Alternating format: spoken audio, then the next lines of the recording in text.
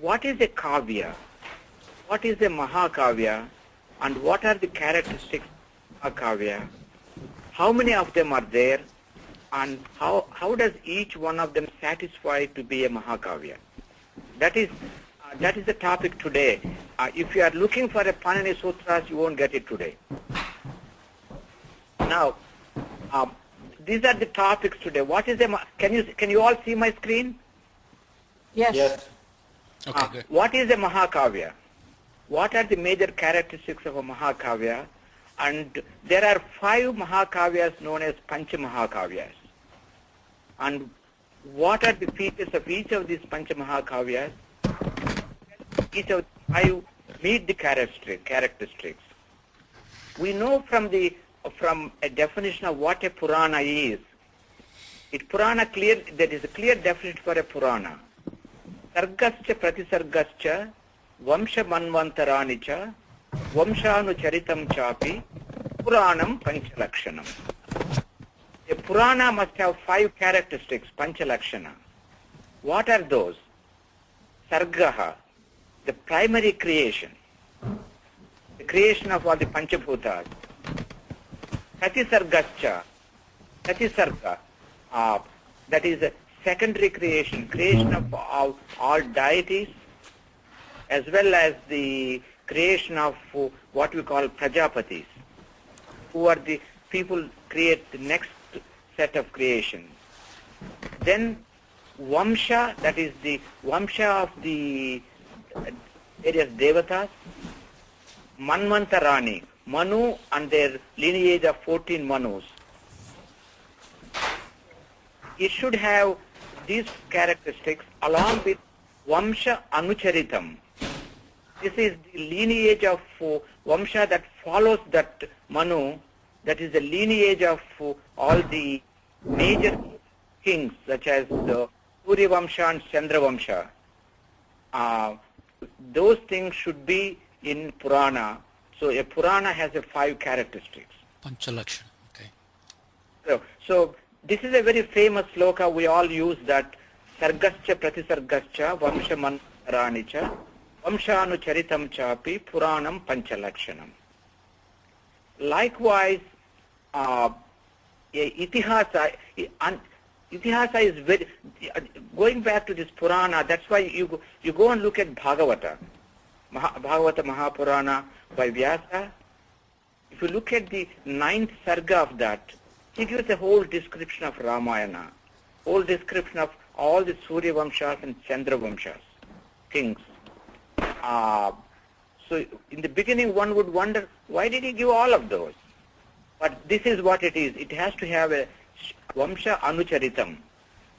And you will see the same thing in Vishnu Purana, the same thing in Shiva Purana or Shakti Purana. Each one of the Puranas has a presiding deity and the story revolves around the deity. That's so much for... Any questions on that? So I hear a lot of noise in the background. Is that from you, Raja? No, it can't be me because I'm stationary. I'm not sure where the noise is coming from. It's like a lot of activity going on in the background.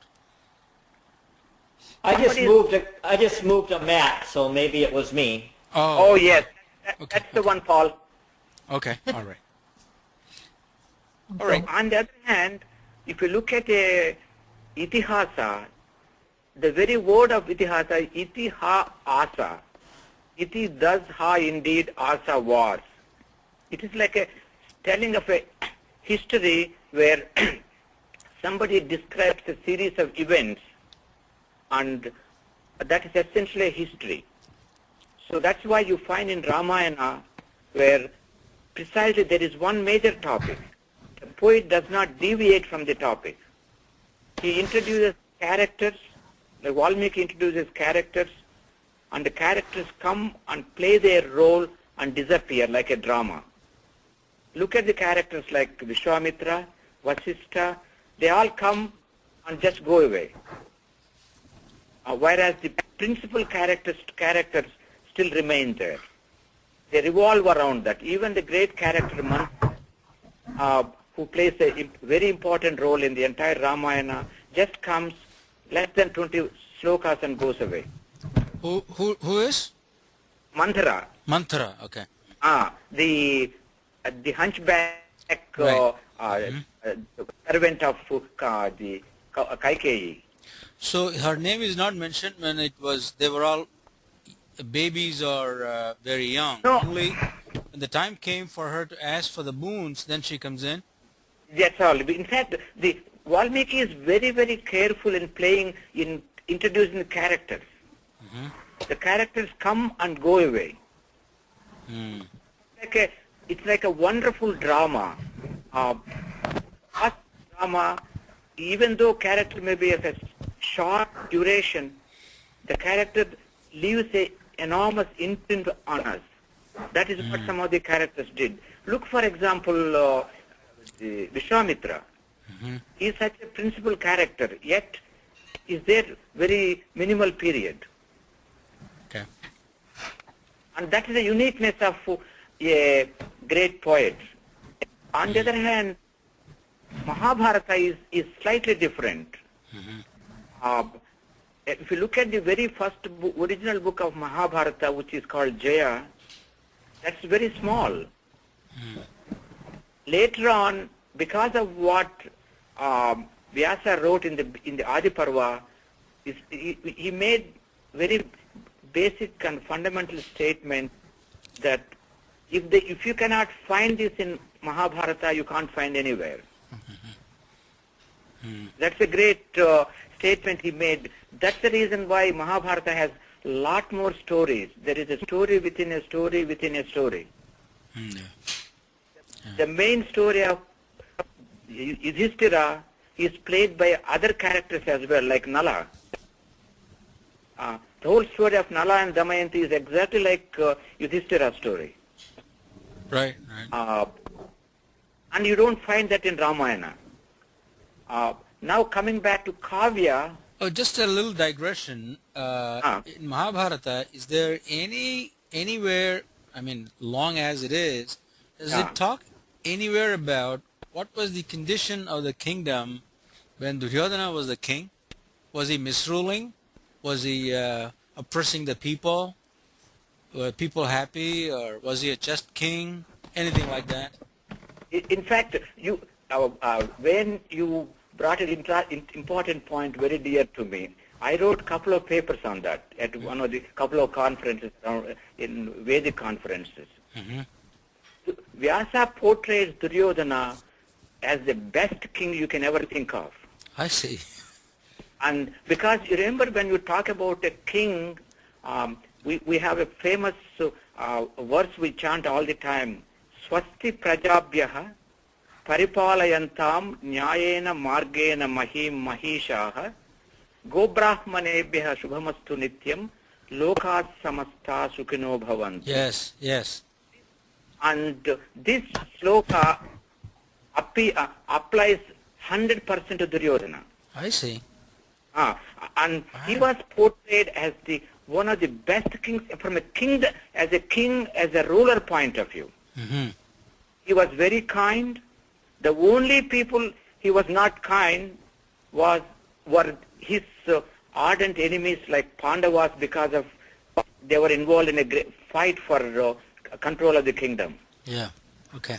And in fact, Vyasa, if you look at the Adi Parva and Sabha Parva until even towards the end, where Duryodhana lost everything, and he goes and takes a shelter under the water. When Yudhishthira asks him, I know you are there because I could see you, and you come out, you pick up any one of the 5 people. If you win, you will get the kingdom back and we'll go to forest.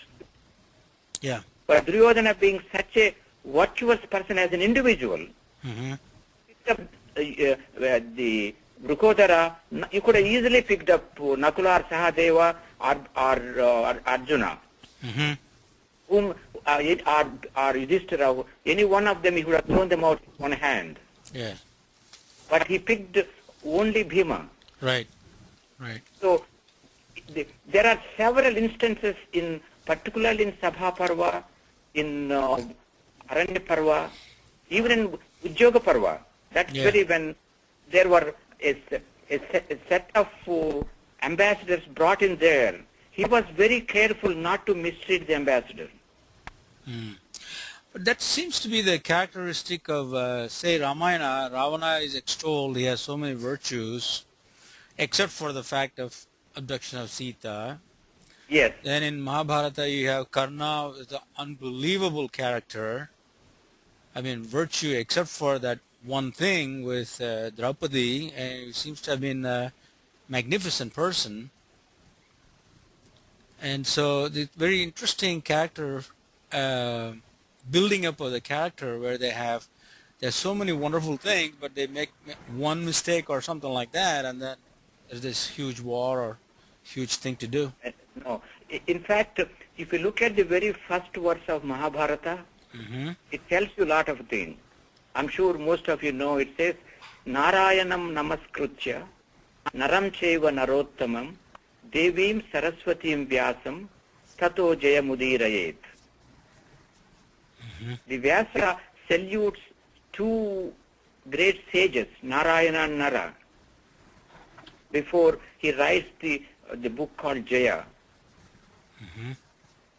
And so you'll see a lot of these interesting things in both, as you probably know, all of you, Mahabharata has over 1,000 verses about Ramayana. It's called, in Aranya Parva, it's called Ramopakyanam. That's the going side of that.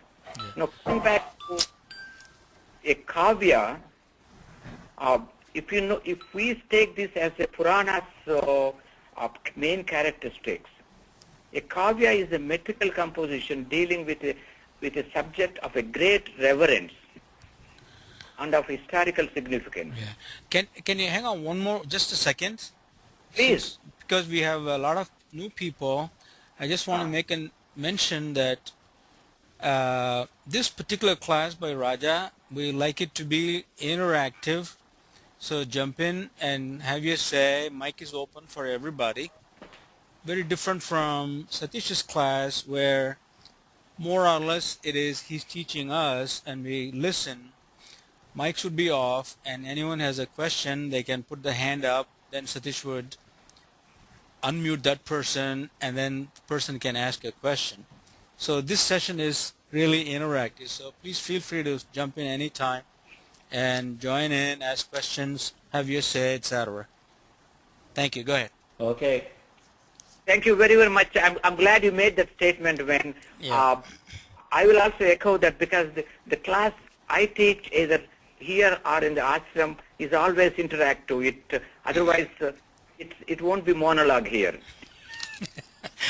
We learn together. We talk. We express. Learn together. That's the purpose. Yeah, I see all the 5 attendees are new. They don't know Raja. Raja, guys, is liable to make a whole lot of outrageous statements, so don't take it lying down. Just hit back at him.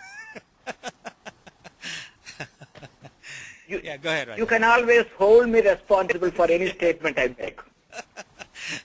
Right. Okay.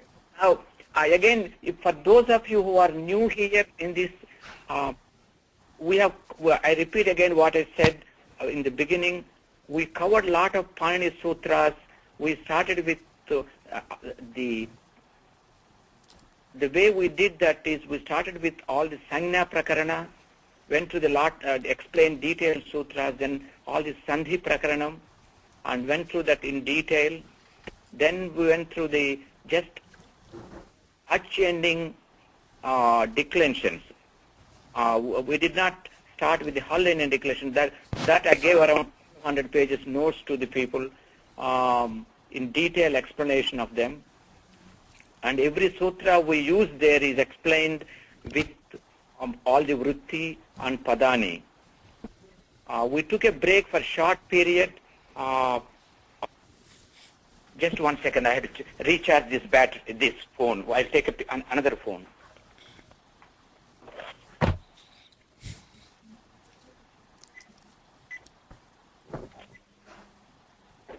And this class, last class, and the next class, we are going to deviate from what we did. We're going to talk about what is this Mahakavya, because we're doing Raghuvamsha. It's considered to be a Mahakavya, and what are the characteristics of a Mahakavya. And there are 5 Mahakavyas. We'll describe them and describe the features of each Mahakavya. Could you list them of Panchakavyas, please? Yeah, I'm going to list them. Okay. They're all coming there. Okay, okay. In fact, that's what the next page is. Oh, List of okay. All right. Yeah, I see it. Yep. I described what the basic characteristics of a Purana, because that's one of the things we need to look at it. And then I said, a Kavya is a metrical composition. It has to deal with a subject of great reverence, and it has to have a historical significance, or it can be an imagination by a poet. Sanskrit, like other Indian languages, have many kavyas worth mentioning in any literary work. Since I speak Telugu, I put Telugu here. Now, what are the Mahakavyas? There are many kavyas, but out of them, only 5 of them merit mention. Number 1 is Raghuvamsham by Kalidasa, Kumara Sambhava by Kalidasa, Kiratarjuniyam by Bharavi, Shishupala Vadha by Magha, and Naishada Charita by Sriharsha. Wow. These are... So Shakuntala is not considered Mahakavya? No, Shakuntala is a drama. Oh, I see. I see. And Shakuntala, Megha Sandesha, or Rutu Samhara, these are all dramas. Oh, I see. And dramas and other type of, but although Megha Sandesha is not a drama, it doesn't qualify to be a kavya, Mahakavya. I see. I see. Okay. Now, if we look at these, just to briefly describe what these kavyas deal with, why do we use this? Kalidasa came first here. So there is, you probably know a famous famous verse about this common saying, Upama Kalidasasya Bharaverarda Gauravam Dandina Padalalityam Maghe Santi Trayogunaha. This is a very popular verse. People who read Sanskrit literature often quote. What it says is, if you want to look at upama, simile, alankaras, figure of speeches, you have to go to Kalidasa. Of course, there is nobody that comparable to Valmiki, because if you look at in the Kishkinda Kanda, Lanka Kanda, where the Hanuman goes to Lanka and comes back, Valmiki uses a very interesting simile there. It says, Nadan Nadena Mahata, Ekaswana Mahaswanaha. Uses the root Nad, and for all the, and Swan for various things to get the different meaning. Nadan Nadena Mahata, Meghaswana Mahaswanaha. So, if you look at Ramayana, you will find beautiful similes all over Upamas. By the way, it is not Upma, it is Upama. Yeah. If you want to look at Upma, Alankara, you have to go to Kalidasa. If you want to look at how the words get different meanings, and the same word can be used in different meanings, you have to go to Bharavi. Oh, I see. For example, if you go to Kiratarjuniyam, it's between Pandava Prince Arjuna and Shankara in the disguise of Kirata. That's a beautiful book. One day, probably, if we have time, we'll review that. Yeah. And everybody knows what Raghuvamsa is. Satish ji is covering it. Right. You also, I guess, know the Kumara Sambhava. That's where Shanmukha was born. And there is also a side story for Kumar Sambhava. Kalidasa, when he planned to write this, it appears, this is a side story, please. I don't know how it is.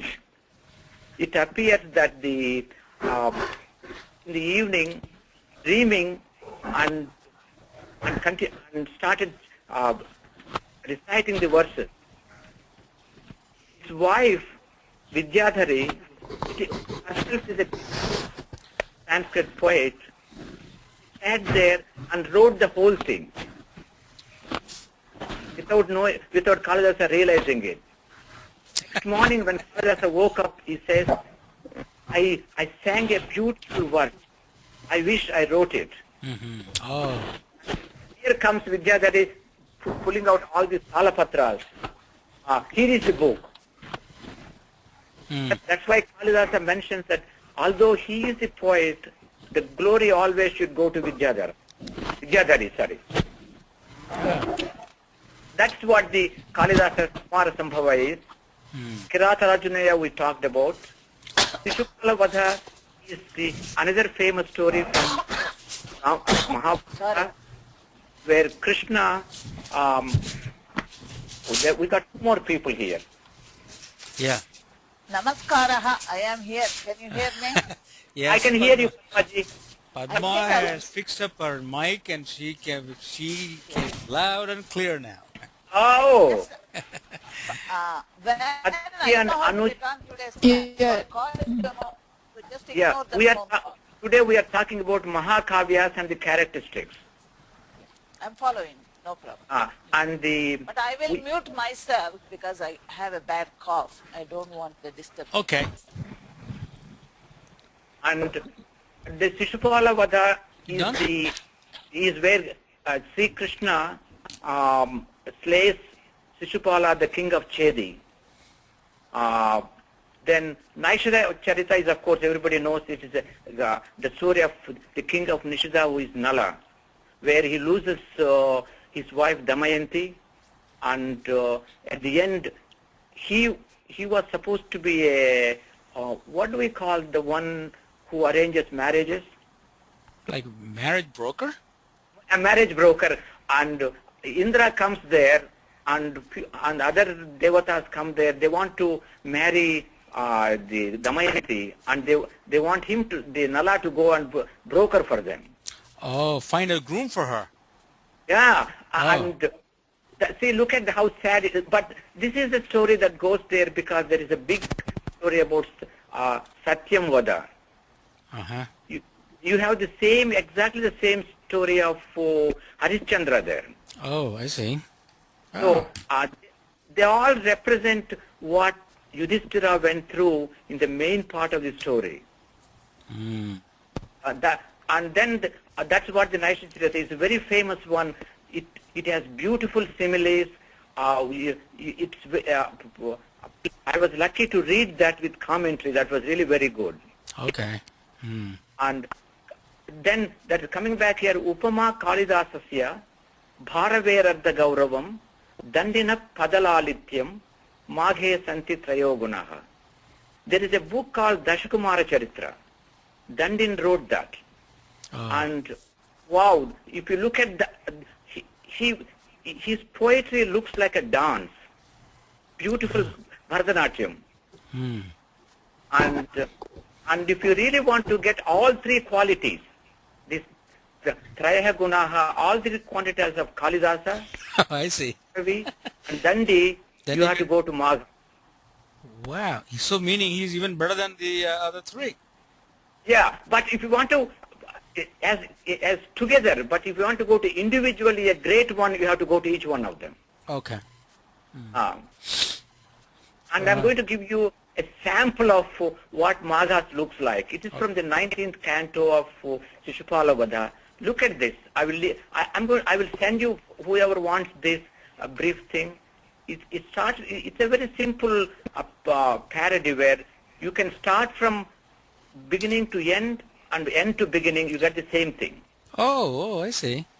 And you can start from top to bottom or bottom to top, you get the same. I see. It's a very interesting thing. Yeah. Wow. And so I had fun with that. Yeah.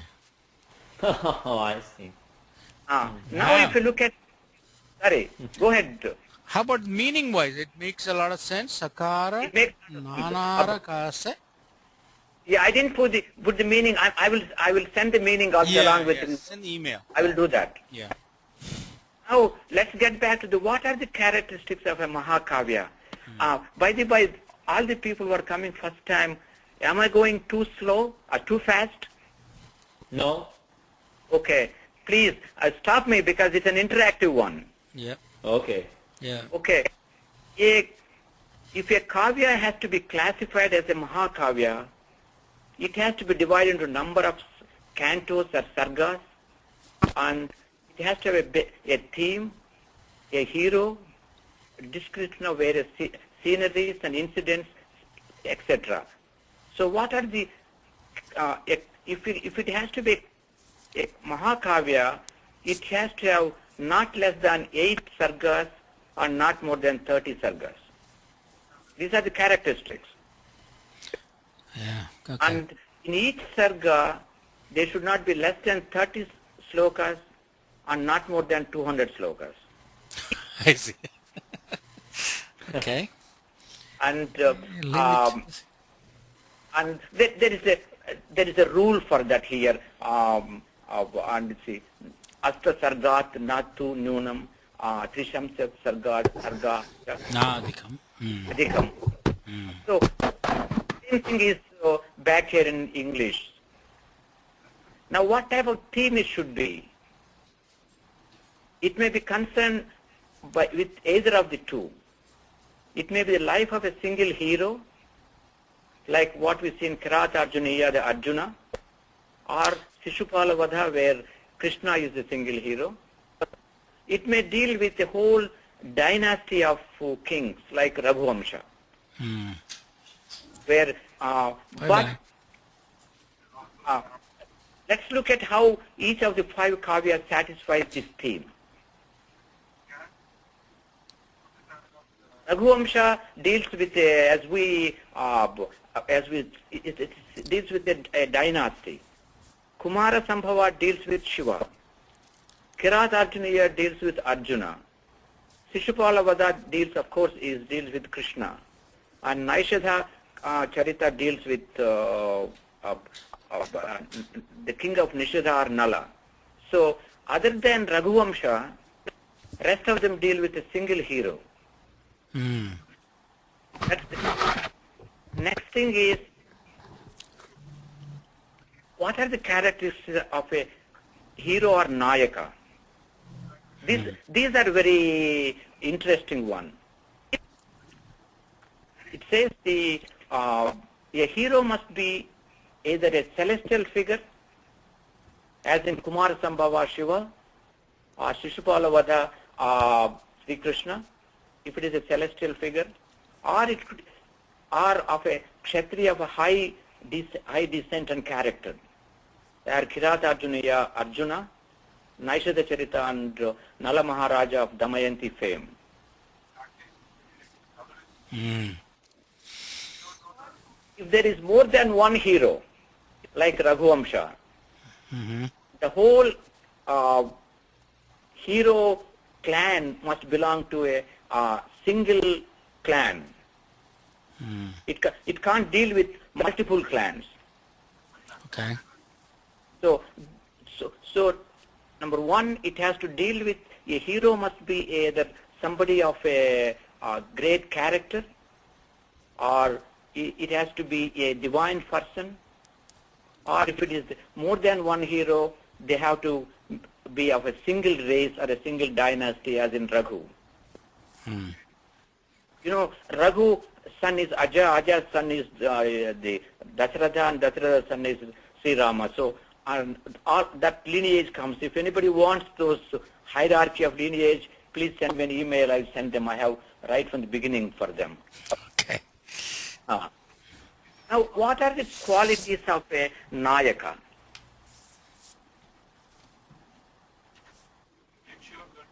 You guys are following, or is this what you expected here, or you want Panini Sutras? Not me. No. What to say of what I expected? First time. Yeah. We wanted to take a break from Pranaya Sutra for a short while and go to the logic behind why we call all these great books. Yeah, that's fine, because last night was a big circle of Panini Sutras that I couldn't follow very well, but I was enjoying anyway, and that's a nice break, so don't worry. Yeah, well, Anu may have withdrawal symptoms here because she loves Panini. Right, Anu?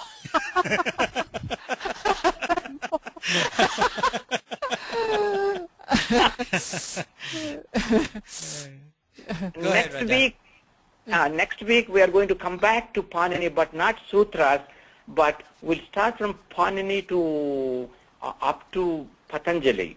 Go through the various sutrakaras that came before, between them, and what role Katyayana played, because he played a very critical role, and what role Patanjali played on the time scales with justification why I put those time scales.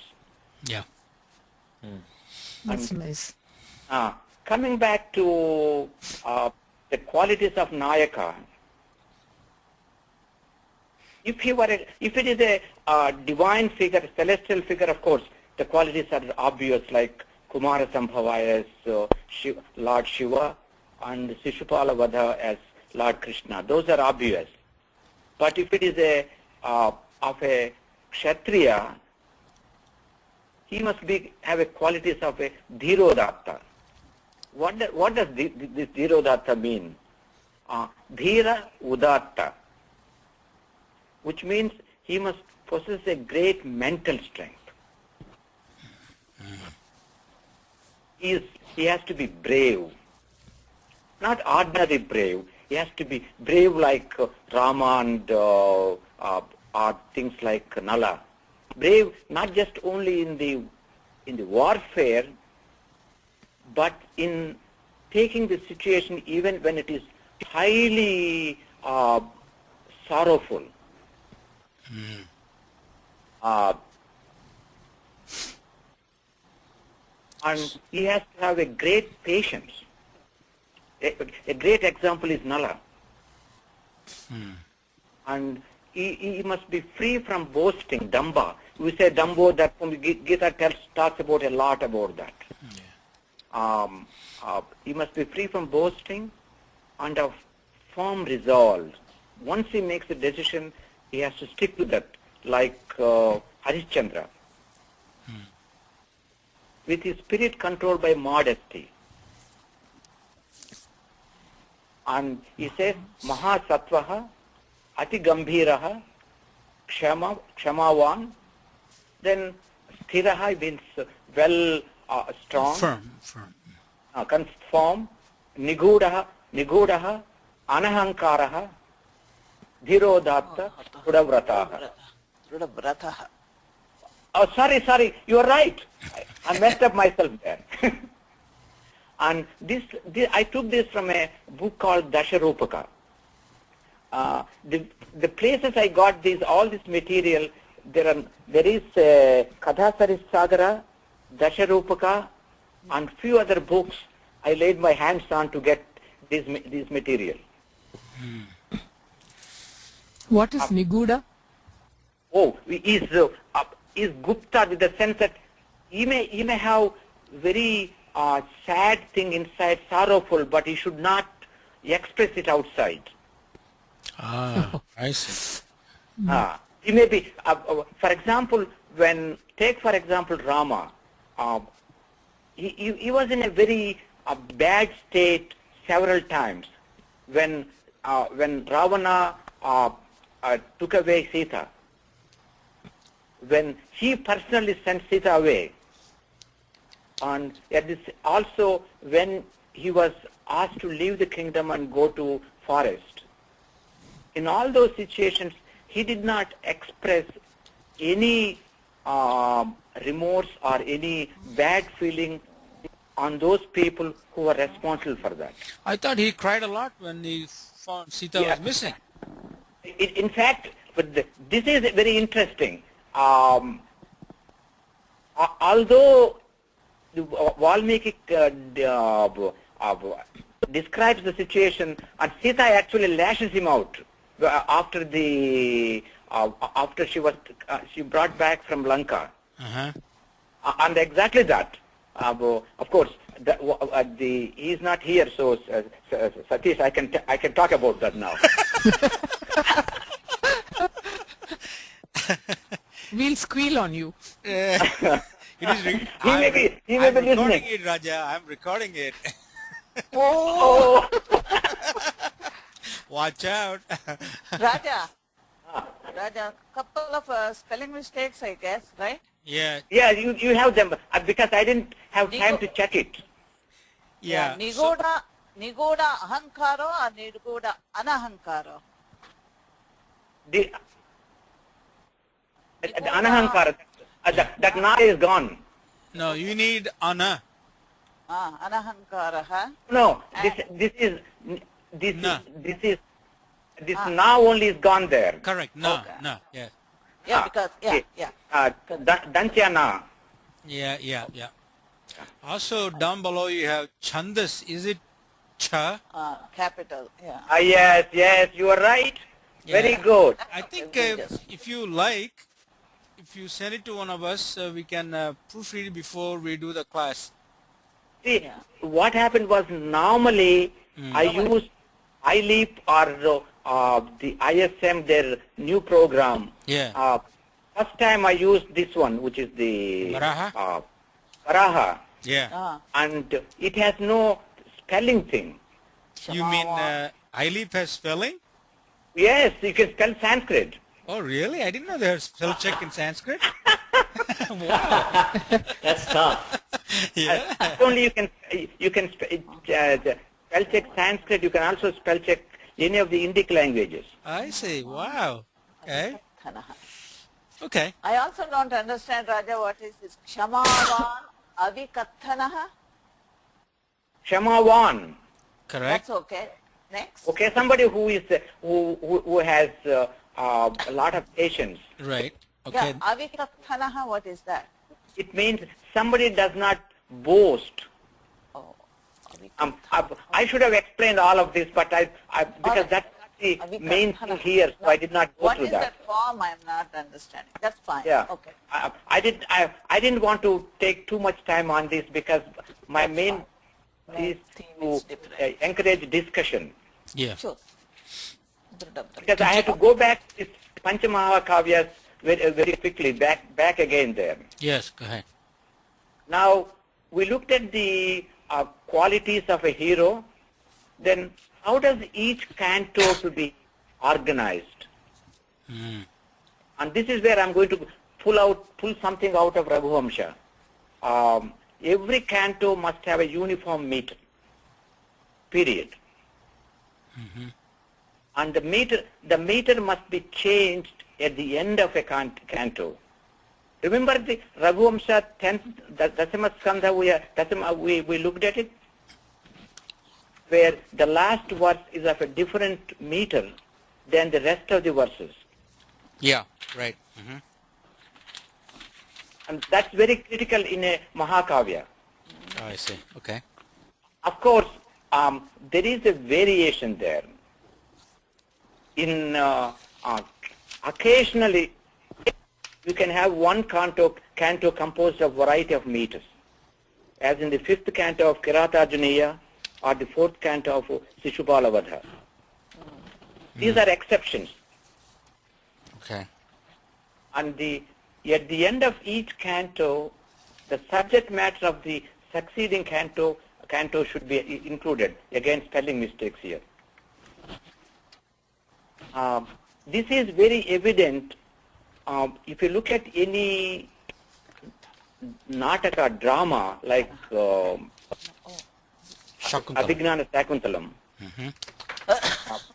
We'll probably talk about the few minutes Abhignana Sakuntalam, although it's not a Mahakavya.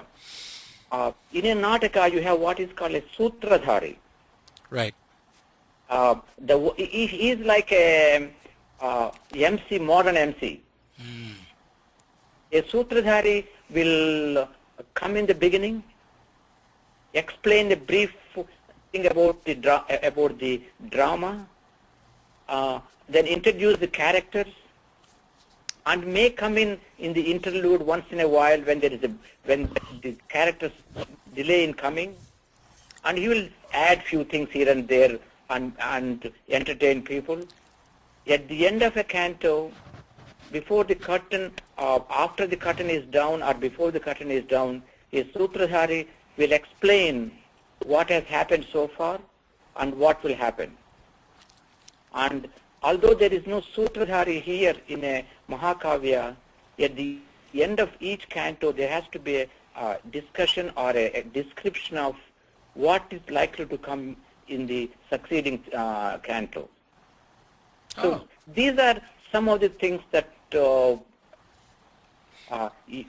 have to have a proper meter. You have to describe the qualities of a hero. The subject matter should be of a given type, and then what type of hero you should, if it is one or a multiple heroes. And that's not the end of it. What type of sentiment the Mahakavya should have? The main sentiment of a Mahakavya may be of Sringara. Of course, that's interesting. Or Virata, like this one, the Sringara like Kumara Sambhava, Virata like Kirata Arjuneya, or Shanti, tranquil. I couldn't find a right word for Sringara, sir. I found a lot of words, but I didn't like them. Romance. No. No? It need not be romance. Shringara Rasam, there are rasas. Yeah, it need not be romance. Yeah. What? When you describe a beautiful garden with beautiful flowers, that's a Sringara. Oh, is there also Shringara? I see. That's a Sringara. But when only thing is, because they could not understand this, Westerners described it as erotic. Yeah, erotic is different from romance. Romance is there in pretty much every kavya, and even plays. Yeah. Okay. Yeah, but I couldn't right. One question, Raja. Go ahead. Yeah, where does the Kadambari fit in? Please? Kadambari doesn't come in any one of these. Kadambari is a series of stories. Oh, it's not one story. It's a one huge book. It's a book, like yeah. Like the Kadambari there is a lot of stories in that. It's a short stories. I don't think. It is a one main thing. There is a lot of stories, and you can't have that when it is to be. Kadambari is a kavya, not a Mahakavya. Yeah. Okay. So we are talking only about Mahakavyas today? I'm only talking about Mahakavyas. Okay. Because of Raghuvamsha. So is Shakuntalam kavya? No, it's a drama. Drama. Nataka. Nataka. See, we have Nataka, Kavya, and pure description, which doesn't come in any one of these. I see.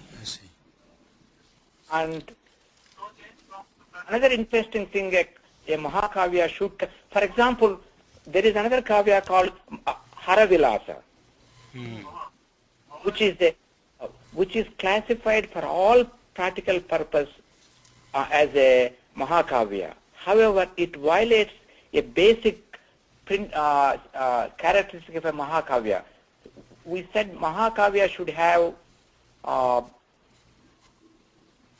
should not have less than 8 cantos and not more than 30 cantos.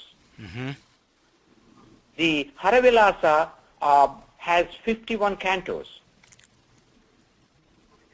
And that's why I put Haravilasa here, because a lot of people classify that as a pseudo Mahakavya. But however, Mahakavyas we only call Pancha Mahakavyas. I see. That's the reason. Okay. I did not forget that. And here Haravilasa is the Shrungara of Hari. Since when you think the idea or the concept of so-called Pancha Mahakavya, when do you think? I think it is well after Sriharsha. Magha. After Sriharsha. Sriharsha and Magha, I think it is not there at the time of Kumar Sambhava. It's not there at the time of Bharavi, nor at the time of Bhavabhuti. Now, Harsha is clearly a historic figure. There is not even a doubt as to when he was. Yeah, because 7th century. Yeah. Now, were those two Bharavi and Magha in between Kalidasa and Sriharsha? Yes. Okay. On the other hand, there is a story. That story, remember, it's a story. And all of you probably heard about this when you read Sanskrit literature. When at one stage Kalidasa, Dandi, Bhavabhuti had an argument. Who is the great Pandita? Who is the great Kavi? And they could not decide. They could not be. Number one, they are of different periods, so they could not be discussing this. Anyway, okay. But what it is they could not decide who it is among them great Kavi and who it is among them great poet, great Pandita. Yeah. So who else they can go? They went to Bharati, Saraswati. Okay. And asked them, please tell us who is the great poet here and who is the great Pandita here. And Saraswati, without hesitation, said, Kavir Dandi, Bhavabhutischa Panditaha. If you want to have a Kavi, it's only Dandi. Because of the way he composed the Dashkumara Charitra. And if you really want to Pandita, you need to go to Bhavabhuti, who actually created Uttar Ramayana, which is the seventh Adhyaya, seventh Kanda of Ramayana. He also created famous books like Malati Madhaviyam and some of the beautiful books. And on hearing Saraswati's reply that Kavi is the Dandi and Pandita is Bhavabhuti, Kalidasa, it seems, got very angry. Oh. So he retorts to her, Koham Rande. Ooh. Ooh. Bad. Simply retorts, Koham. Is there a good meaning? Huh? Is it really bad, or is there a better word? I don't know. Huh? There could be a better meaning, but this is a parable or a story. Yeah, okay. So in fact, what it means is, hey Randa, who am I then? Essentially saying, oh useless fellow, who am I? Saraswati, in cool and calm voice, seems to have said, Tvameva aham tvameva. You are me, I am you. Where is the difference? So that seems to have cleaned, satisfied everybody, because nobody could judge Kalidasa. Again, the people who never came to this class looks different, please.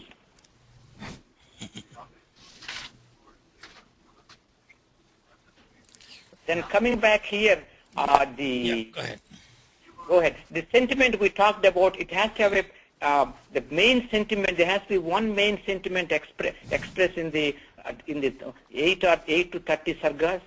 it can be either Sringara, Virata, or Shanta. We looked at where Sringara can be in Kumara Sambhava, or Virata can be in Kirata Arjuna, where Arjuna fights with Kirata, who is Shiva in the form of Kirata, where finally he convinces, or he meets all the qualifications set by Shiva and Parvati, and thereby they bestow on him Pasupada Astra. Right. And this is, I'll go back to Kirata Arjunayam little bit and explain some intricacies of that. Yeah. Then, so what's Shringala? Shringara. Sringara. Sringara, the Apte dictionary meaning, number one meaning is the sentiment of love. Okay. Yeah. Go ahead. There are many other meanings, but that's number one. Yeah. In fact, that is the story. That is if you know the story of Kumara Sambhava, where the union of Shiva and Parvati resulted in Kumara, who is the Shanmukha. Right. Subramanyam or Shanmukha, with different names. Right.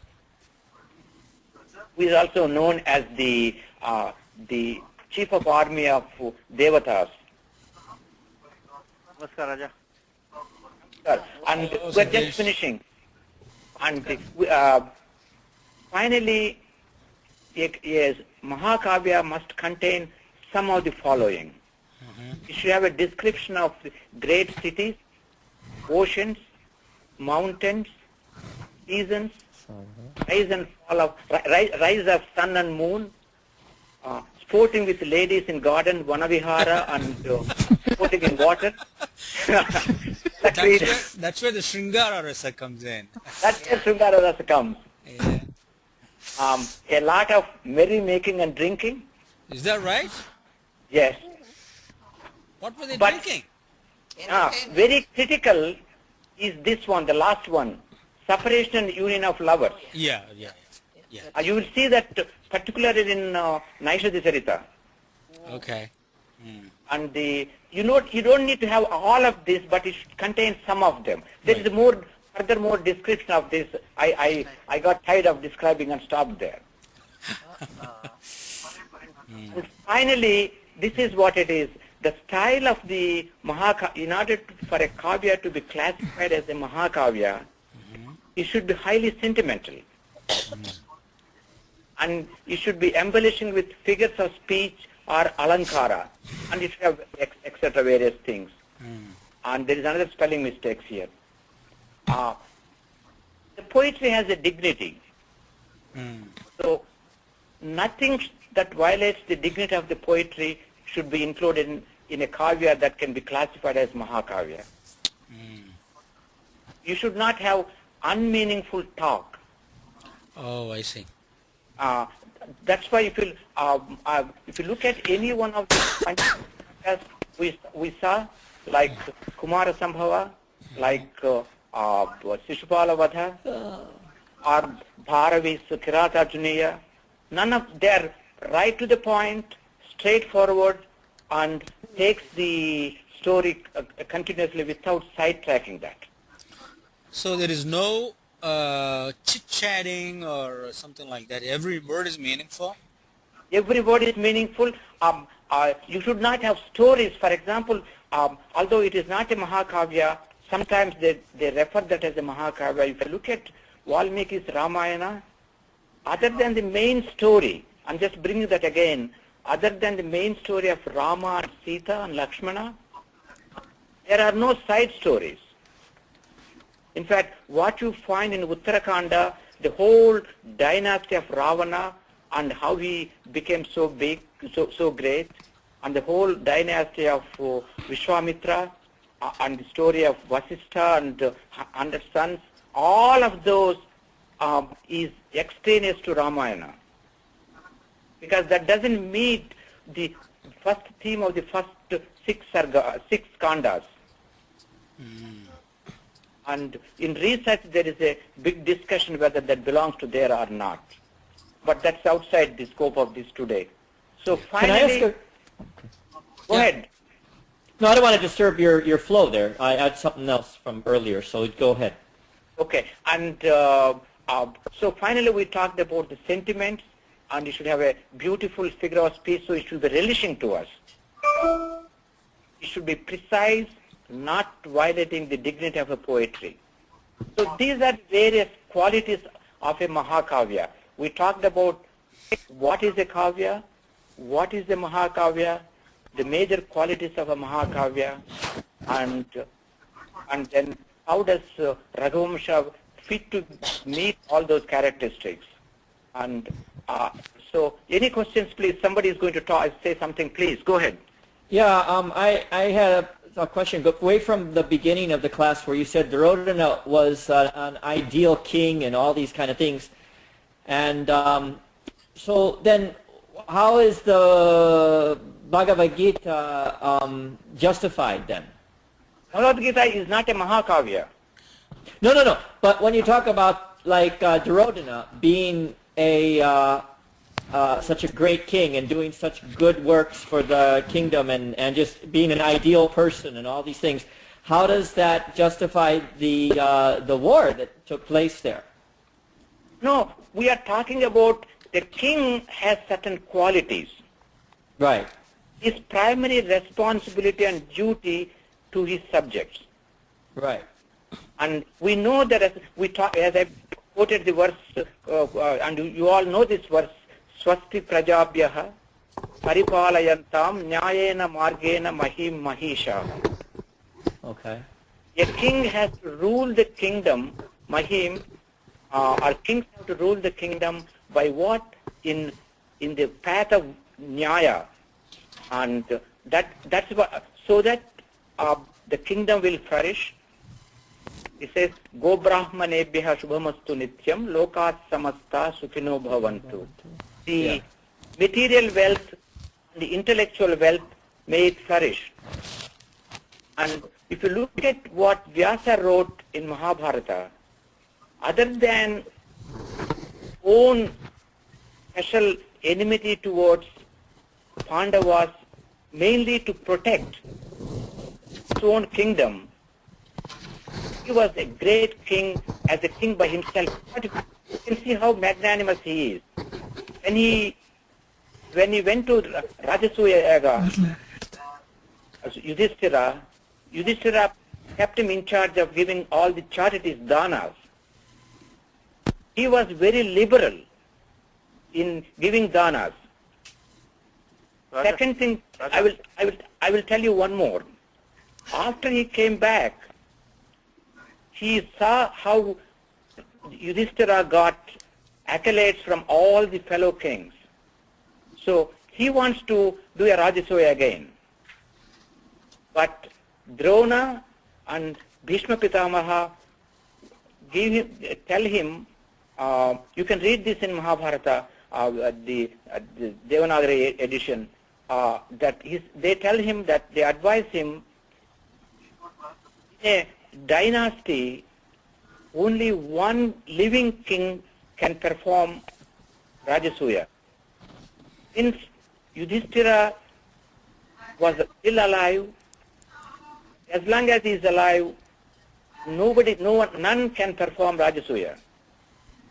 And he follows that. Raja. Raja, can we take a break? Go to the next. Next Raja? class? Yeah. Yep. Yes, because people might be confused when they come in. They don't know what's. No. Satish, we talked about this in the beginning. Oh, you already told. Okay, very good. Because No. I told them this is not on any class. Yes. No, that's fine. I'm saying because a lot of new people. Paul is here. Good, welcome, Paul. So, Ajit Krishnan is here. Anuji is here. Except the Ajit Krishnan who came now, and Anu was there, Padma was there, Paul was there. No, I'll mention again when we start this. I'll mention again also to them. Yeah. Okay. We have another class going. So, Raja, you want to just say something in conclusion, then I'll make Satish the presenter. Yeah, what I'm saying is we started this class, this is what we started, and I'll summarize this. We are doing Raghuvamsha, so it is classed as one of the Mahakavya. We said, what is a Mahakavya? And what are the characteristics of a Mahakavya? How many Mahakavyas are there? What are the features of Mahakavyas? And how well each of the Mahakavyas made the characteristics outlined above. So we described what a Mahakavya is, or what a Kavya is, and we gave the list of 5 Mahakavyas and went to the details of the features of Mahakavya and how each one of them fits into being a Mahakavya. And that's what, as I mentioned again in the beginning, this is not, we did not do any Panini Sutras here because we wanted to get to the bottom of this and see what is the Mahakavya. We use this term a lot. And anyone has a questions, and I completed this. Anyone has questions to ask, I will answer. Otherwise, we'll let Wayne take over and make suggestions. Yeah, so Wayne, are you recording this, Wayne? Yes, yes. Okay, but then you want to split the record. How do you want to do the recording? Because you want to do 2 recordings, or you want to? No, I've been doing just continuing it. Okay, because if you want to make them 2, you can make them 2 also. People want to listen to one and not the other, or both, or Okay. You can do that. Make me present. So we can have 3 classes, right? We'll have the you can make me the organizer too, Wayne. So. Yep, I did. Just did. Yep. So you're on. Okay. Attendee list. Okay.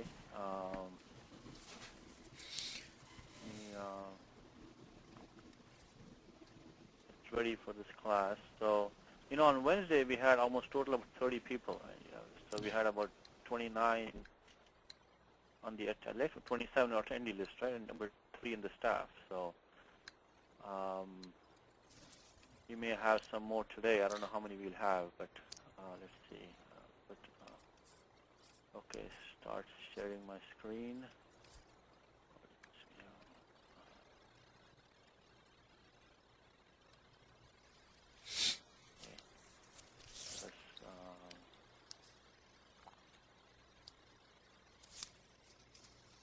Okay, Vasu has a question. Let me talk to Vasu. Hanji, I just joined about 10 minutes ago. Yes. Because I read the notification too late. So I just wanted to let you know I'm on. Yes, and good. Offline I will understand from next classes how to go. I presume there will be a notification before the classes for me to register. Yes. You got it late this time? Is that what happened? No, I think I got it. I read it late. So. Okay, I think you have that link now, that which gives the. Yeah, I think I'll be getting the notifications every week. I will have a notification for registration, I suppose. I said it's a recurring, and so every week whoever is registered will automatically, I suppose, will get just an email thing. Meeting is going to start, something like that. Yeah, just like the other. Yeah, look for it. If not, next week, that being your first week, or first returning week, I should say. I'm not quite sure how that works. If not, you can re-register. Yeah.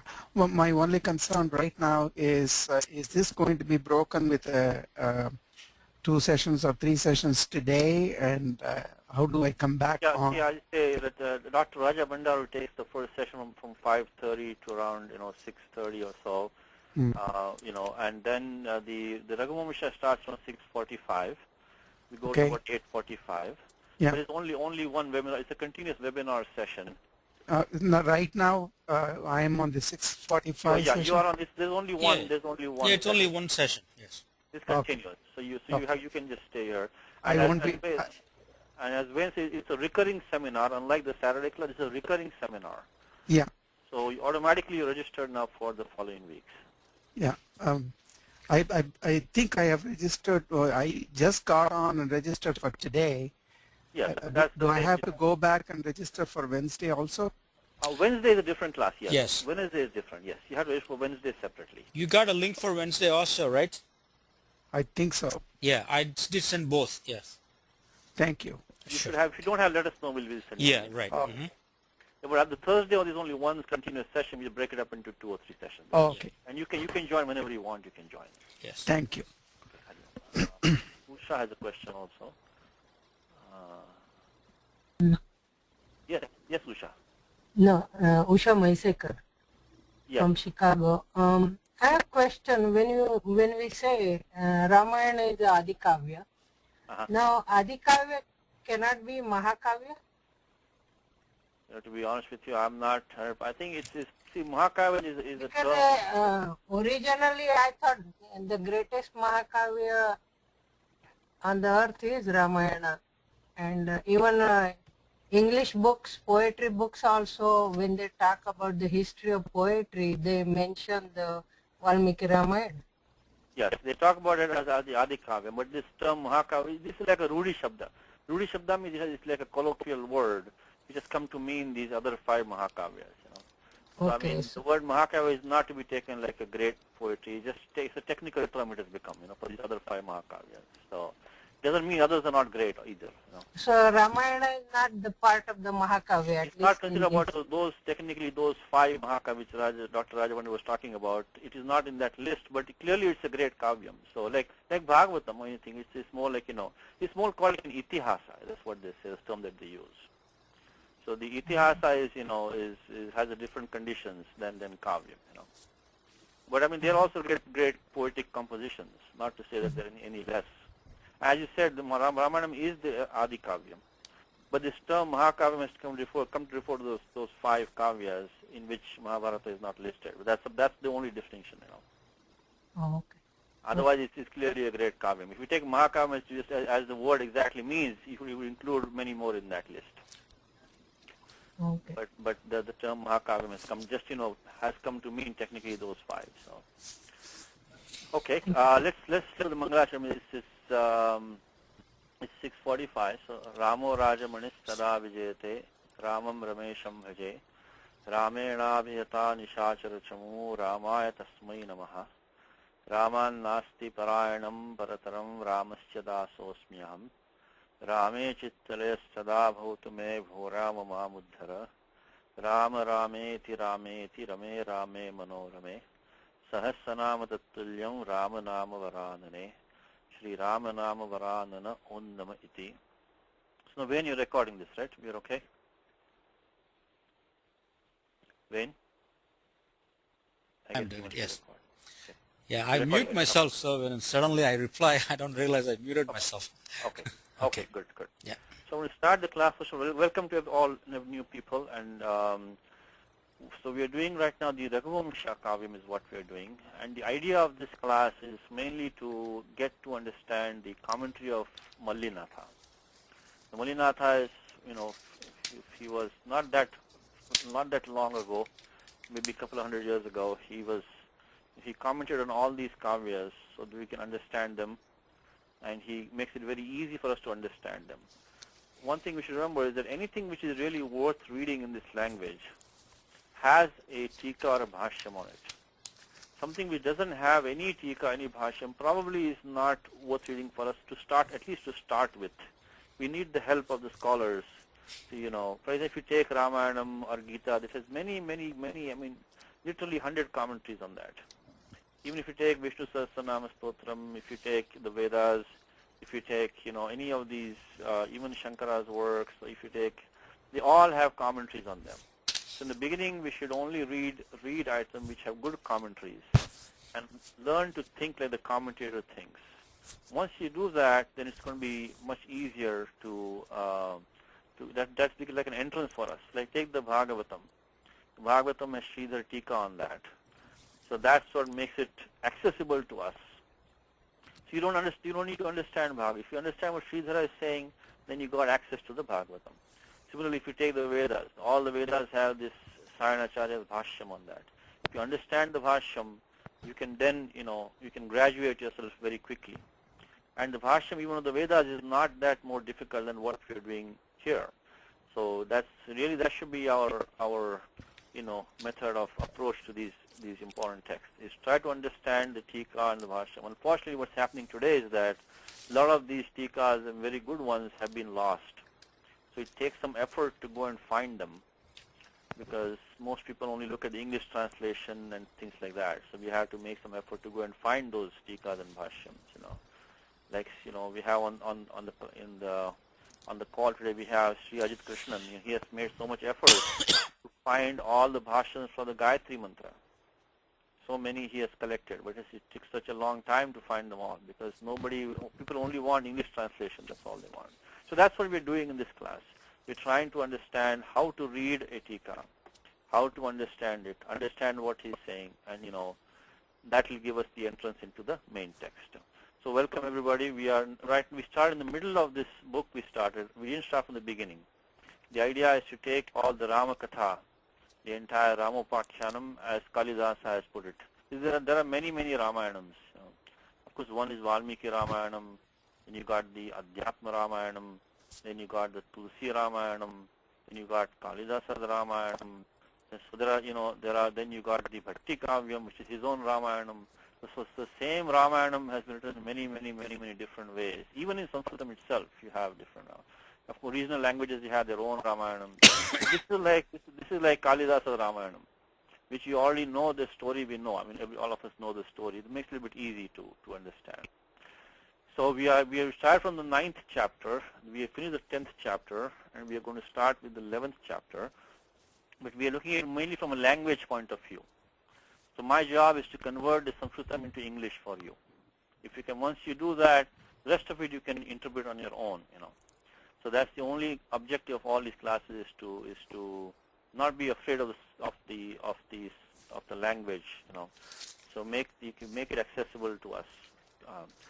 So let us start. One thing I would like to do is that there was a correction made 2 classes prior, which I forgot to elaborate in the last class also. I want to go there for a minute, which Kalpesh ji had that time made a correction, and that was in this shloka number 82. Let's look at it briefly for a second. We're talking about the use of the Shashti Bhakti in this verse number 82.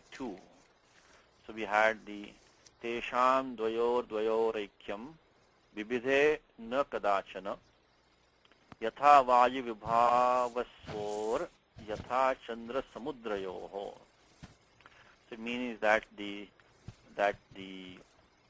aikyam, the unity of the dvayoho, of the 2 pairs. The pairs were, of course, Rama and Lakshmana and the Bharata Shatrugna, was never broken. Na bibidhe kadachana. Just like the unity between the wind and the fire, and between the moon and the ocean. So that is what this verse says.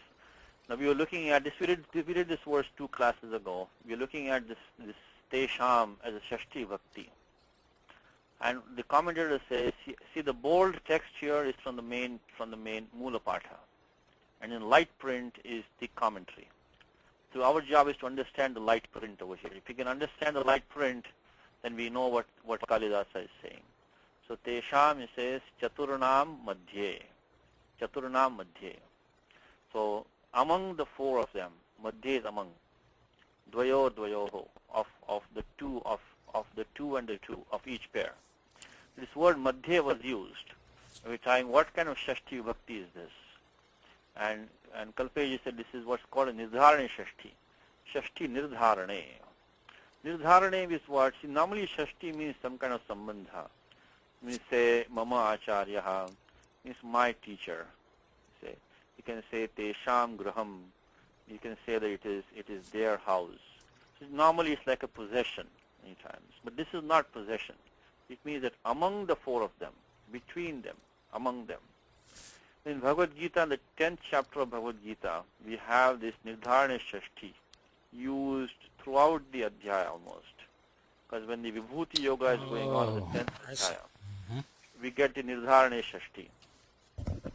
When Sri Krishna said, Adityanam Aham Vishnur Jyotish, so that's Adityanam Aham Vishnur.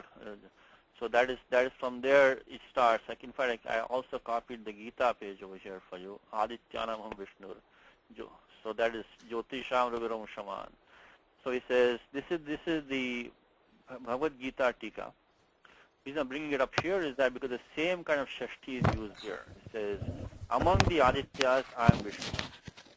So Adityanam Madhye Aham Vishnu. You see the word Madhye over here.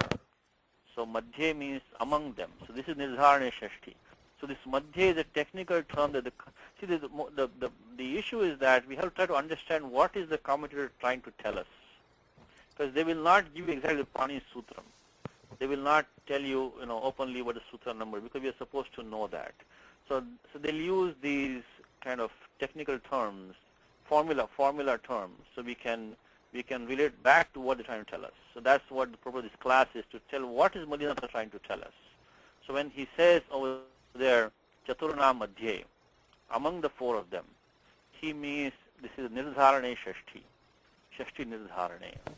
And that we can go to the, now how did I know that? Because the same Shashti comes in 10th Adhyaya of Gita. And this one, as I told you, in this there also, we have this commentator is telling us Madhye, Adityanam Madhye Vishnu. If you just go there for a second, if you go to the Bhagavad Gita, if you go to chapter 10, starting from this, so remember this for today is the idea of Shashti Nirdharane.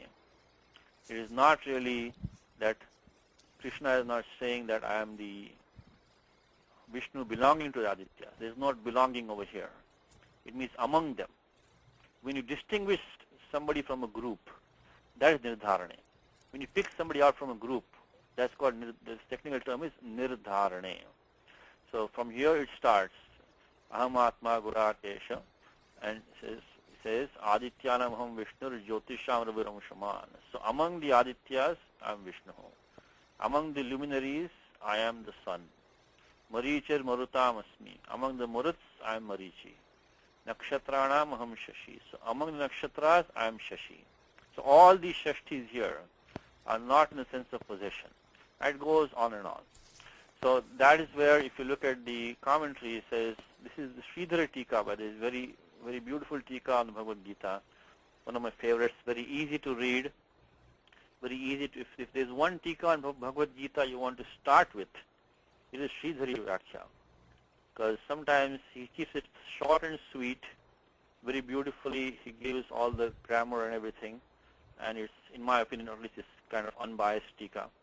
So he gives, so there he says, Adityanam Dvadashanam Madhye Vishnur. Jyotisham Madhye, also he says.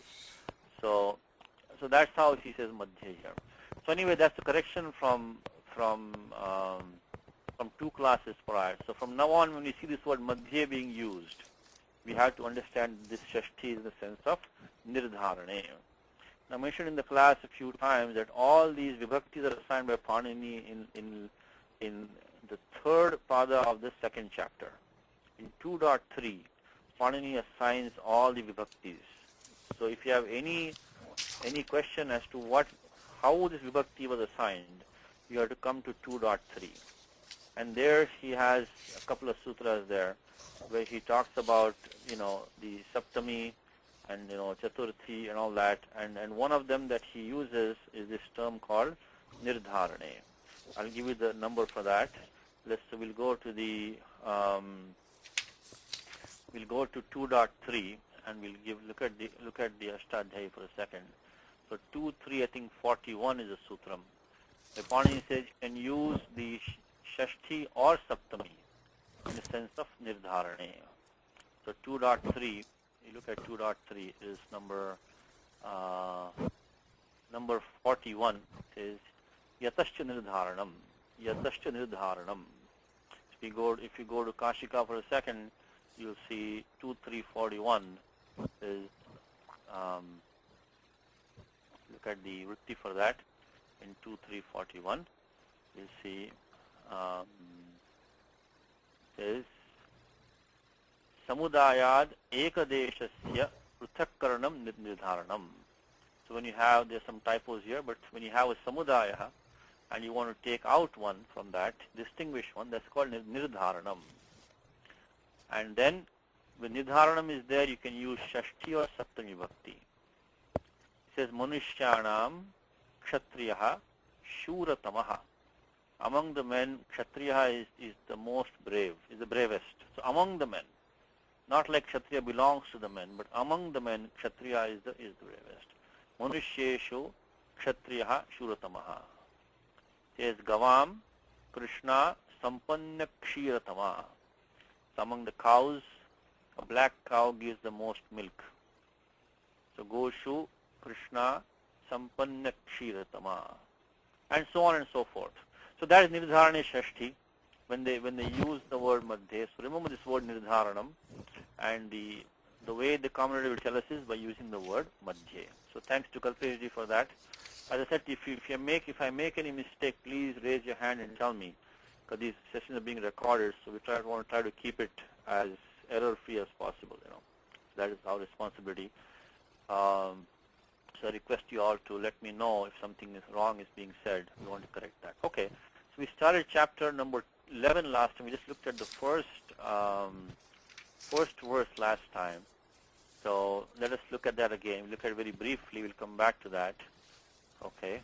And this is the verse. Now just to give you the story right now, what's going on is that, so the Dasharatha's, 4 sons have been born. Chatvaraha putraha jataha. And Vishwamitra Rishihi agataha for Rama yachanartham. So he has come for asking for Rama. So that's the story now. The story is that Vishwamitra has just come. He's going to request Dasharatha to give Rama to him. So the shloka which we read last time was, the first thing is read the shloka clearly, slowly, then do Padacheda. Padacheda is already done for you in the commentary here. That's the good news. When you have these commentaries, we already have the Padacheda done for you. Also, Padanmaya also has been done for you over here. So that also makes it very easy. And wherever an explanation is required, the meaning also is given to you. The shloka was, Kaushikena Sakila Kshitishvaro Ramam Madhvara Vighata Shantaye Kakapaksha Metya Yachitas Tejasam Hina Vayaha Samikshyate. One more time. Kaushikena Sakila Kshitishvaro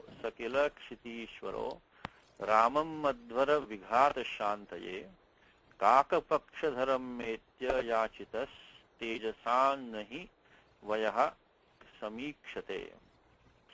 So one way to attack the sentence is to go for the verb. See what the verb is and how many verbs there are. Because if we have one shloka, it doesn't mean one vakyam. One shloka can have more than one vakyam, maybe less than one vakyam also. So shloka only means that, or the meter only counts the number of syllables. That's all it does. When X number of syllables are done, the meter is done. It doesn't tell you whether you have completed a sentence or not. So here we have this term yachitaha. It's the participle, yachitaha. So it says, you can say that yachitaha means he was requested.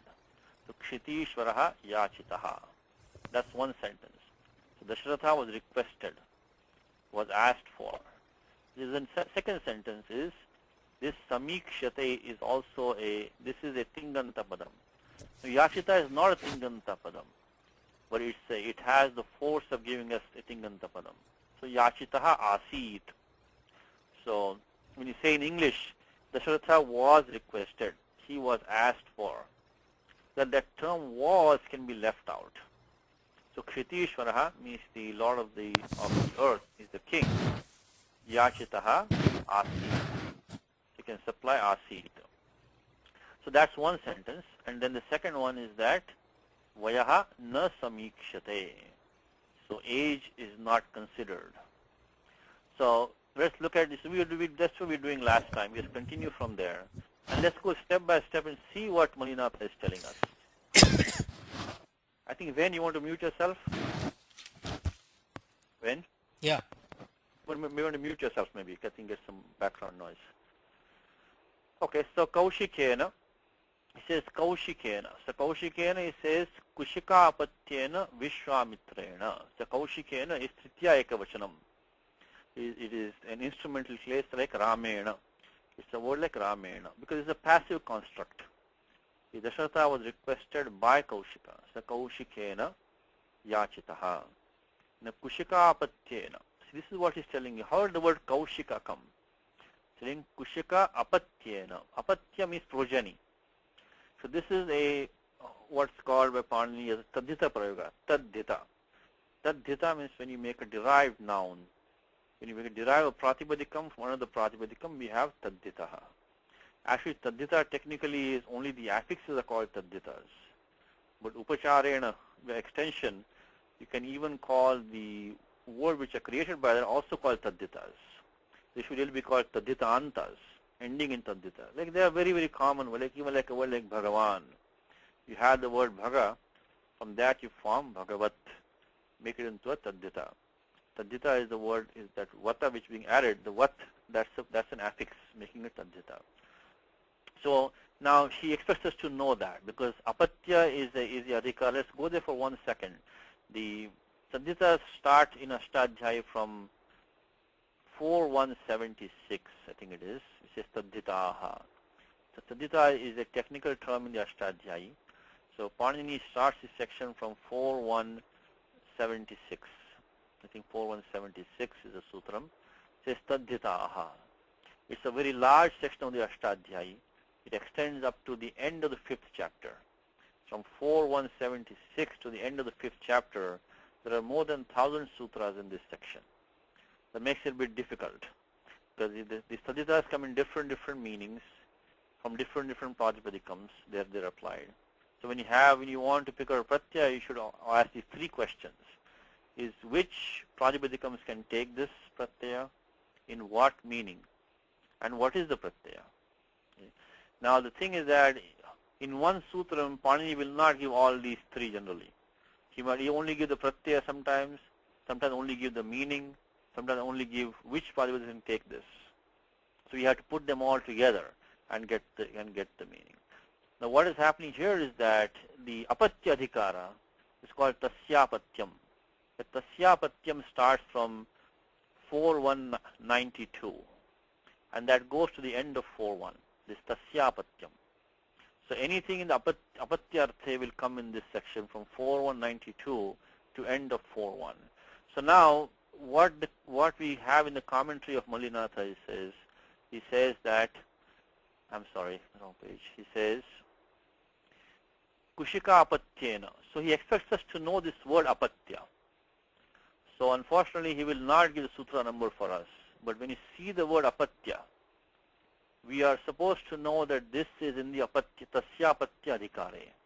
It comes in the apatya adhikara. So these terms which are used from the Ashtadhyayi, we are supposed to be familiar with them to be able to go back. So that's the purpose of this class, is to tell you what he's trying to tell us. He says, Kushika apatyena Vishwamitrena. So this sutram which we are looking at, which is 4192 tasyapatyam, it only says the meaning in which these pratyas are coming from this time on, this one on, is tasyapatyam. It doesn't say which pratipadika can take it.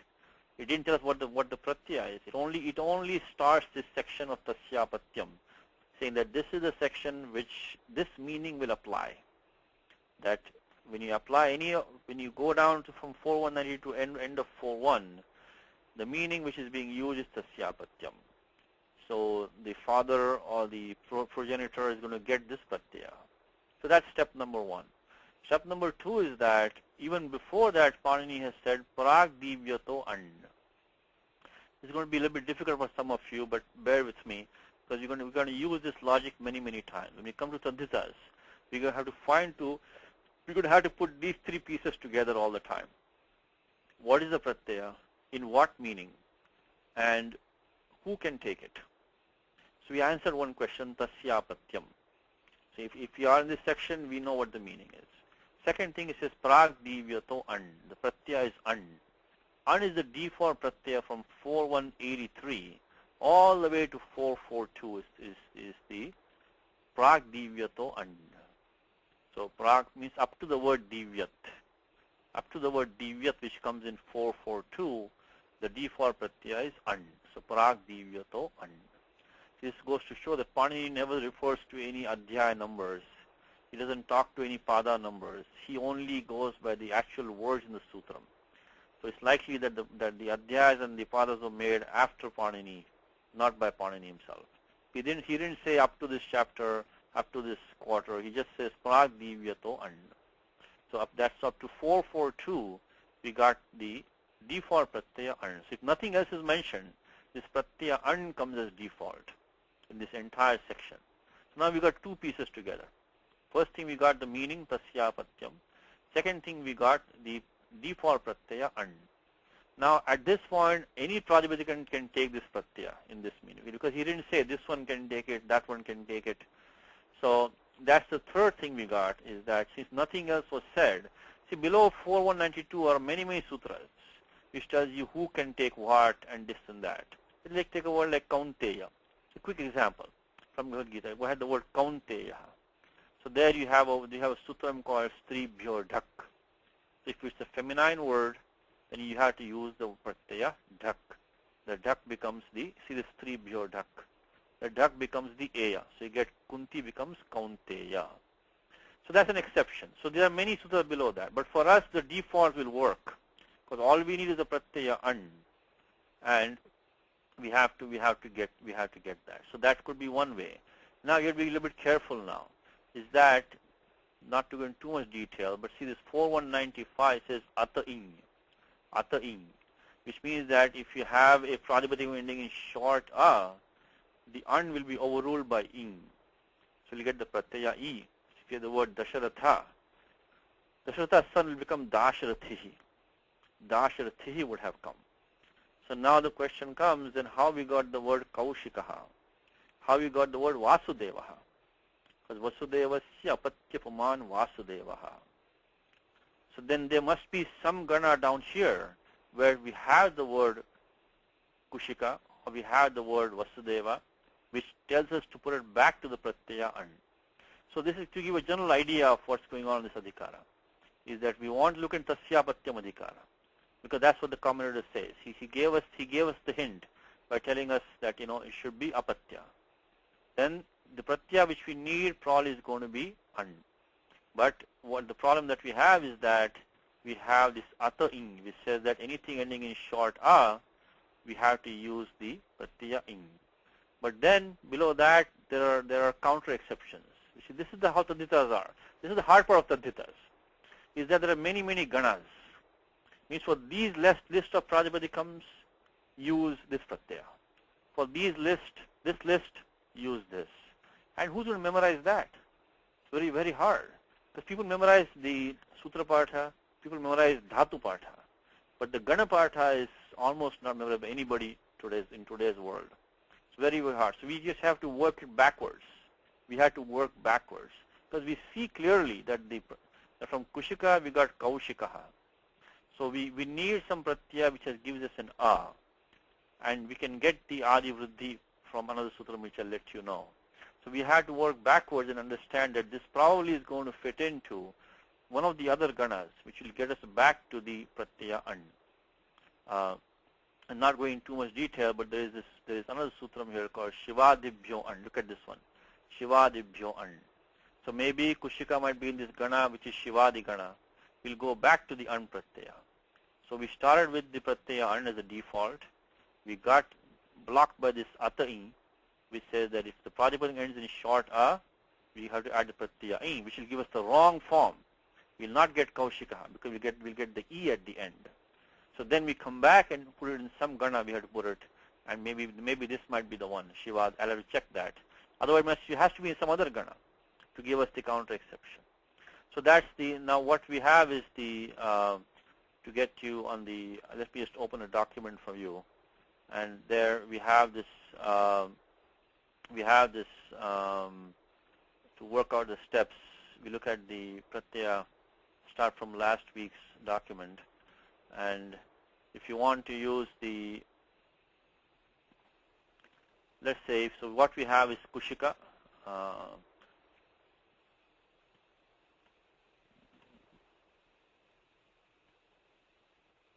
plus the pratyaya, assuming it's an, pratyaya an. And we want to get the final form kaushikaha. Kaushikaha. Here, let me increase the font so we can all look at this. What we need is what is called as the Adi Vriddhi. Adi Vriddhi means this U has to become Kau. We have to get the Adi Vriddhi to get the Adi Vriddhi. And that sutram is in the end of 7.2. 7.2 is a sutram. It says,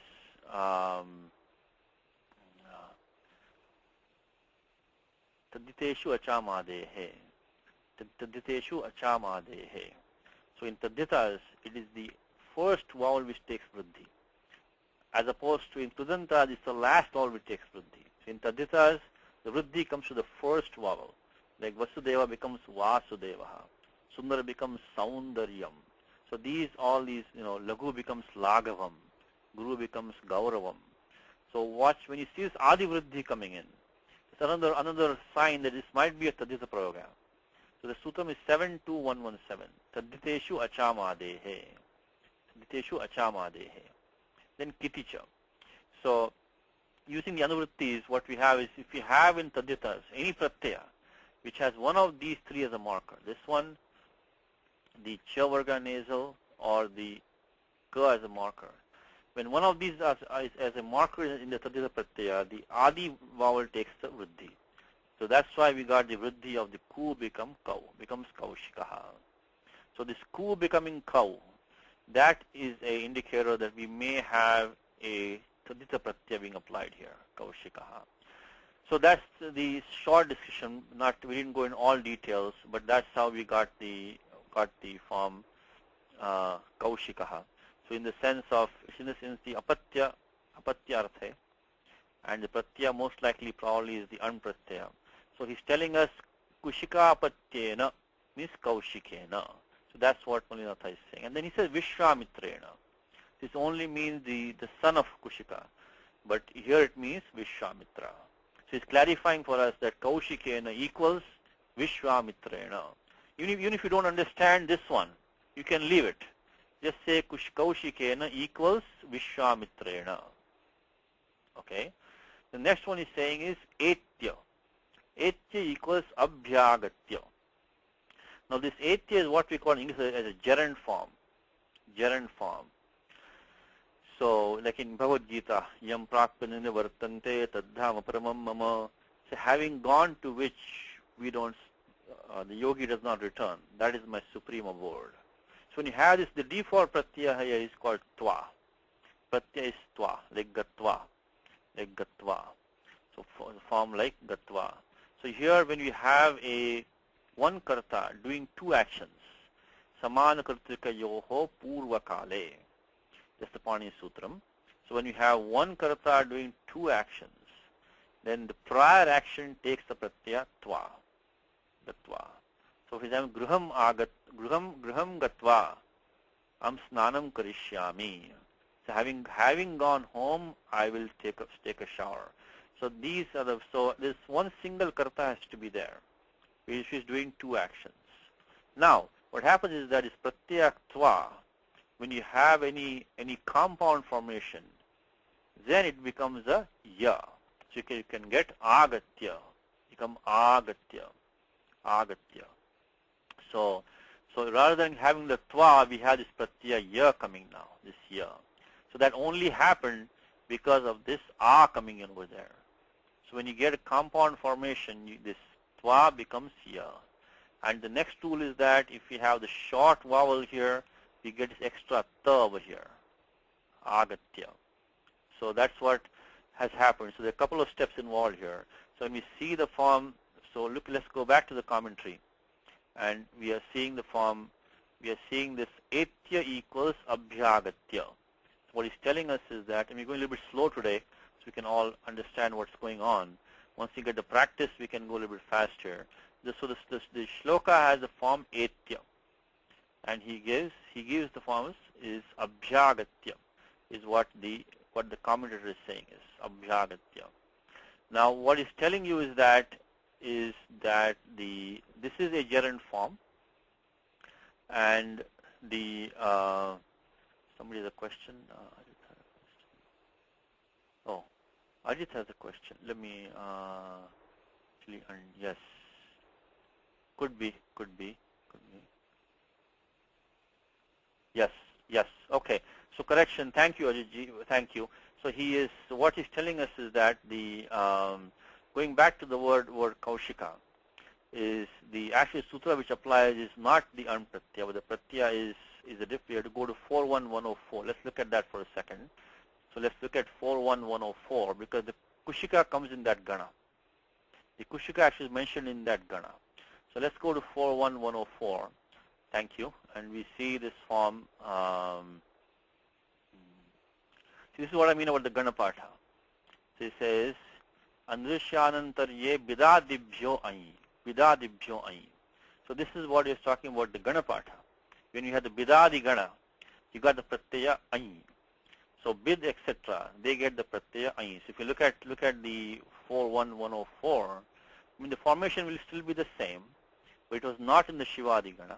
It happens to be in the Bidadi gana. So 41104. 41104. So he has that in Kashika, this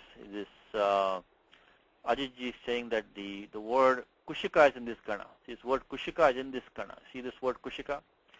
So thank you. So what has happened here is that we started with this Pragdivyato An, then we got Atai, and finally we got the Bidadibhyo Ai. So now instead of having the Pratyaya An, what we should have done is we should put the Pratyaya Ai. It will give us the same form, and make no difference for us, but it is actually Pratyaya Ai by Sutra 104 because the word Kushika actually is in that gana. The 41104 is specifically giving us that word Kushika. Now how do you find the answer to these things? One way to look at it is that there are Ganapatha books, and in that you should see, I should have been more careful. I should have looked at the Ganapatha book, and at the back I should check the Kushika is in which gana. I have to realize this Kushika is in this gana 41104. It gives the Pratyaya Ai. This Ai also will cause the Adi Vriddhi by the same sutram. Taditeshu achamadehe. So we get the word Kaushika. Thank you. So 41104 is sutram to be used over here. But now how come Mulinatha didn't give us all that? Because this is, if he start giving us all of this, that commentary becomes too long. So Vistara Bhayat na spashtikritam. Because it will become too long, so he has not given us all the details. But he expects us to go and find out, which gana we want to use. Okay, thank you for that. So let's look at the form Abhyagatya. Abhyagatya, we're looking at that. So now what he's trying to tell us is that he's telling us two things. Firstly is that we have a gerund form. So when the commentator gives us a paryaya shabda, he maintains the same gerund form. He uses the new dhatu, but from that we have to guess what is the dhatu in this form etya. Anybody, can you tell me what is the dhatu in the form etya? First of all, remember we have to have an upasarga in there. Otherwise you will not get the twa become ya. So this has to be some upasarga with some dhatu with the same meaning as abhyagatim is having arrived, having come there, having arrived. So what dhatu is there in the form etya? Chandrasekhar, that's good. Get some participation. Yes, Chandrasekhar. Yes, Chandrasekhar. Eighth is what I think. I may be wrong. It won't be. It is not eighth because then what's the upasarga then? Eighth is the form I know, but I don't know the root of that. Very good. You're correct. Eighth means it means he goes. Perhaps. Sorry. You correct. It's a right. You're on the right track. You're on the right track. It is the same dhatu. What is dhatu in so we already have the answer from Chandrasekhar given the answer. It's eti. So what is dhatu in the form eti is what dhatu is that? Mameti Pandava. So it comes in Bhagavad Gita. Mameti Pandava. Janma karma chame divyam evan yo vichitattvataha tyaktva deham punarjanma naiti mameti sojana. So what Chandrasekhar is saying is that if you look at Bhagavad Gita, so janma karma chame divyam evan yo vichitattvataha tyaktva deham punarjanma naiti mameti sojana. He doesn't come back. He comes to me. He comes to me. So now what form, what is the dhatu in eti? Okay, dhatu is in gatau. In gatau. In is to in the sense of going. Now what upasarga do we have then in this? The dhatu is e. What is the upasarga? What is the upasarga in this dhatu? I'm looking at Adhyaya 7.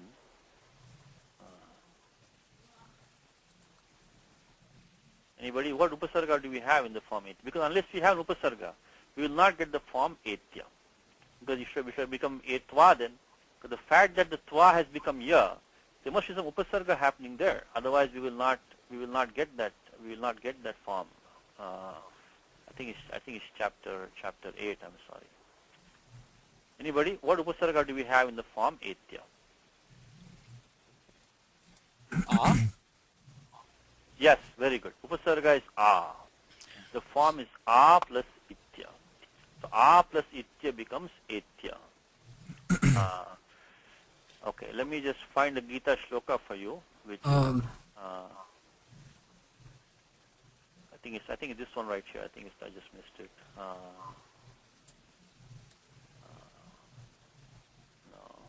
Let me see. It says Janma Karma Chame Divyam. Chandrasekhar has the shloka for yes. That is Janma Karma Chame Divyam is 4th chapter. It's around 6th or 7th shloka somewhere. Okay. Thank you, sir. So it's chapter 4. Okay. Janma Karma Chame Divyam Evan Yogati Tattvataha Tyaktva Deham Puno. Yes, I was on the right track before. Thank you.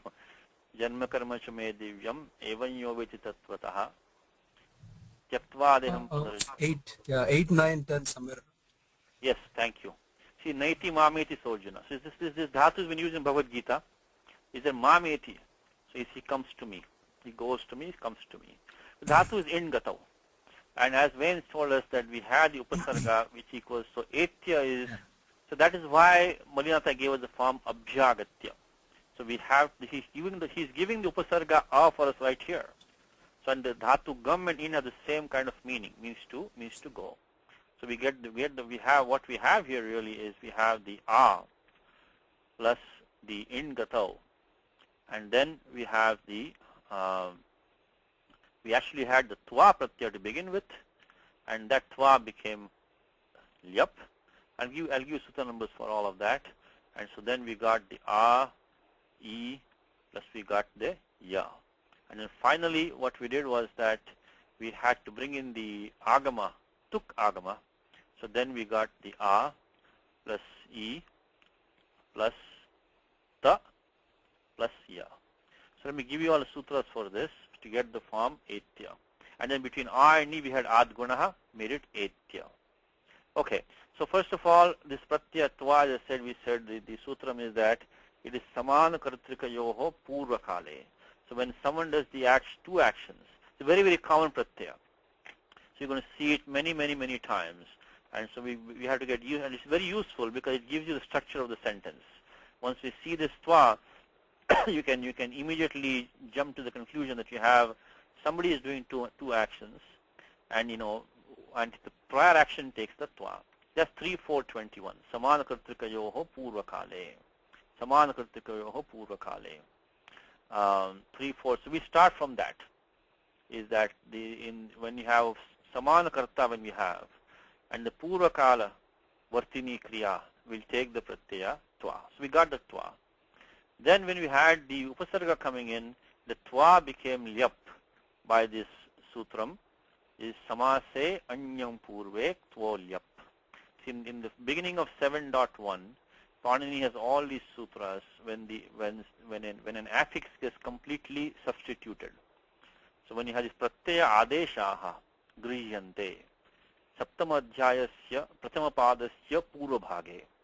So in the first part of 7.1, we have all the Pratyaya Adeshas. And in that, Panini puts a sutram that if you have a Samasa formation, then this Tva becomes Lyap. I think it's around 7.130 something. Here it is, 7.137. I'm going to give you a lot of sutras, but don't worry. You hear them for the first time, second time, third time. When you hear them for 25, 30 times, you'll understand, get more. In the beginning, there'll be a lot of a lot of sutta will kind of bounce off of you, but it's okay.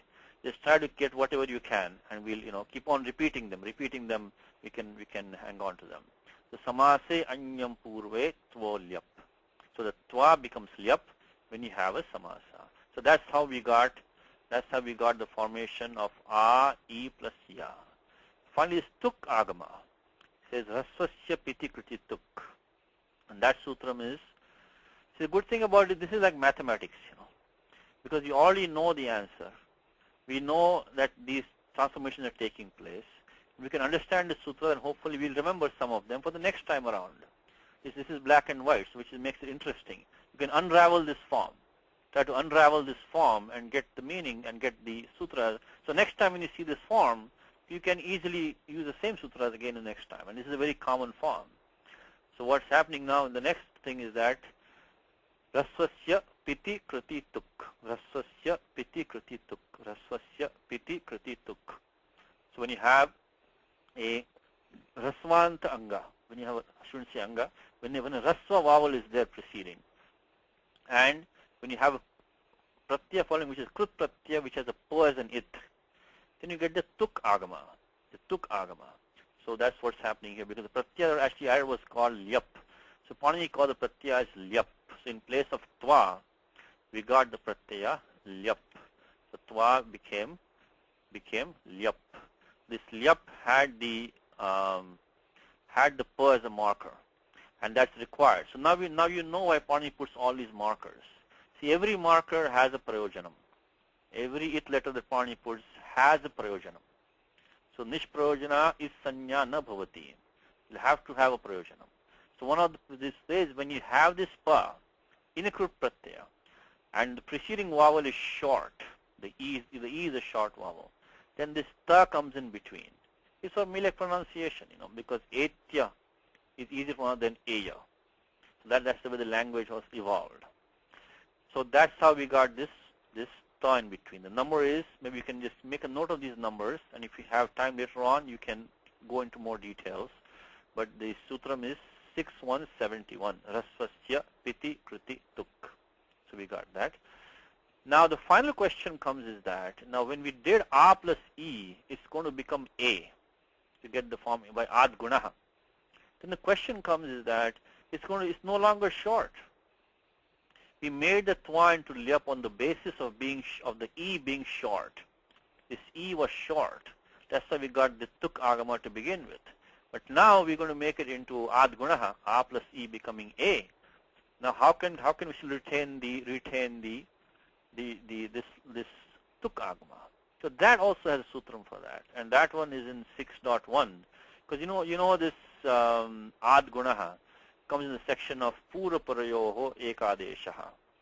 So ekadeshaha pura parayoho, and that one starts from 6184 ekaha pura parayoho. So in pura paraha. But there, below that, Panini puts sutram 6186. Says shatva tukora siddhaha. So when you have to do these two operations, meaning the murdhanya sha or being the tuk agama, this pura parayoho is asiddha, as if it hasn't happened. So that is why even though we do ad gunaha and we make the a plus e into a, that formation of the a does not block this tuk agama. Okay, review one more time. We had the form etya. The commentary was abhyagatya. Means it's a gerund form. So if you don't understand the grammar, just replace etya with abhyagatya, having arrived. So then we went into the form etya. We get a plus e plus twa. The twa became lyap because of the samasa, because of the upasarga. So we got samase anyam purve tvo lyap. Then we got the tuk agama. Rasvasya piti kriti tuk. Rasvasya piti kriti tuk.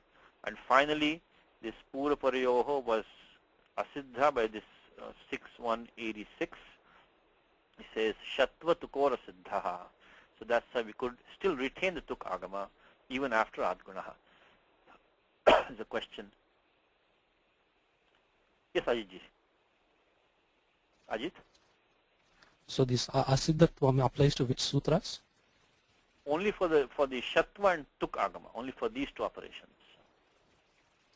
So if anyway you had to do the Murdhanya Sha Adesha, or if we have to do the Tuk Agama, then this Pura Parayoho is this Ekadesha Asiddha. Is there any significance to that sutra being under the Ekara Ek of Pura Prayoho? So that's kind of blocking, because normally the Asiddham only comes in the 8th Adhyaya. So here everything is Siddham in the Sapal Saptadhyaya, everything is Siddham. So but Panini wants to keep these two, Pura and Para, separate for the sake of these two operations. He doesn't want to block these operations because of the Pura Parayoho Ekadesha. See, Anuvritti is being used judiciously. So this Pura Parayoho Ekadesha is to be undone. We have to undo it when you want to bring in these two operations, the Shatva and the Tuk Agama. So that's why he's putting it here under the same Eka Pura Parayoho. So you want to keep them separate so they will not block these two operations. That's the reason. Okay, so that's, but this is an involved sutram, which is not that, but it's only comes for Shatva and, in fact, let's go to Kashika for a second. We can look at it in a little bit more detail. It's 6186 when we had the, Ajitji's question is 6186. It says, let's look at that. Let's see what he says. Is there Shatve Tuki cha Kartavye. So when you want to do the Murdhanya Shakara Adesha or Tuk Agama, Ekadesho Asiddha Bhavati, Siddha Karyam na Karoti Itihasa. So it's as if it hasn't happened. So, and so there he gives examples of all that below. So right now we only looked at Tuk Agama, and we don't have we look at the other examples because they don't apply to our case right now. Okay, so let's go on. So let's see what the next thing which Malinatha says is that he says so who's the source Samanakarta here is clearly Vishwamitra. So having arrived there, having come, he requested Dasharatha. The one complication here is that the second action is gone in the passive. So having arrived, this is an interesting point now. Listen to this carefully. Having arrived, Dasharatha was requested by Vishwamitra. So who arrived? Vishwamitra arrived, not Dasharatha. So in English when you say, having come home, the father, the son was hugged by the father. Who came home? Who is the Samanakarta? Who is the Karta of the second action? The Karta of second action is the father. The son was hugged by the father. So the father has come home, not the son. So having come home, so Graham Agatya. Right? So that's when Graham Agatya, when you say, is the father has come home, is Putraha. It says Alingitaha, Pitra. So the father came home and hugged the boy. This becomes complicated because the second half is in the passive. The Karta goes in Tritiya Vibhakti. The Karta has gone in Tritiya Vibhakti. It says Kaushikena. So by Vishwamitra, Dasharatha was requested, having arrived. So the Karta is Kaushika. He's requesting. He's the one requesting. Dasharatha is being requested. So this you have to be a little bit careful. So who arrived is Kaushika arrived, not Dasharatha. He was already there. Okay. So he says Etya equals Abhyagatya. Saha Kshitishwaraha. Kshitishwaraha. See, these kings have a lot of like your Bhupatihi, Bhupaha, Nrupaha, Nrupatihi. Many Bhu. You can have Bhubhrit. So you can have a lot of these words. Means for kings. So Kshiti means the earth. Kshitishwaraha is simple samasa. Dasharataha. That's why he doesn't give any Vigraha Vakyam here. So he's the Lord of the earth. So no, very simple compound, no Vigraha Vakyam is given. Kshitishwara Dasharataha. So it tells us who it is, Dasharataha. Then Advara Vighata Shantaye is the compound. Advara is the Yajna. Vighata is Vigna. Dhatu Han. Vighata is to block something, Vihan. And Shantaye means to put to rest. In order to put to rest or to remove, remove the obstructions to his yajnas. So he doesn't give Vigraha Vakyam, he just says Yajna Vigna Vidvamsaya. So even if you don't understand these terms, if you understand only what Malinatha is saying, that's good enough. So Advara means Yajna. You expand the vocabulary, Advara means Yajna. Vighata means Vigna. Shantaye is Vidvamsaya. In this case, Vidvamsaya. So why is he telling us? Because Shanti can mean peace also. But here, Vidvamsaya means to basically remove, to do away with the Yajna Vidya. So, and this compound is very simple. You can say Advarasya Vigna Vighataha. So destruction of the obstruction of the Yajna. Then Tasya Shantaye. So very simple Shakti Tatpurush Samasa, they will not give the Vigraha Vakyam for us. So for the sake of that, he came for the sake of that. And then what did he do? So the next part is going to be a little bit complicated, because what we have is that, let me give a little bit of preview for that. We have these dhatus which are called Dvikarmaka dhatus. Dvikarmaka dhatus are there are only 16 dhatus in the whole language, along with their Samanarthaka, Paryayavachakas, means the synonyms, which get Dvikarmaka. They can take two objects. Let me give you two quick examples. This is going to be an important discussion. This is a lesson for today, okay? So try to follow if you can. This is what happens when you have a Dvikarmaka dhatu and when it goes in the passive, okay? So let's take two quick examples. Is that it says let us take an example. Is that says Bhagavan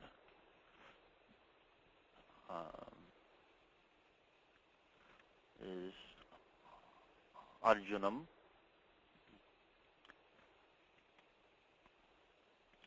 Shastram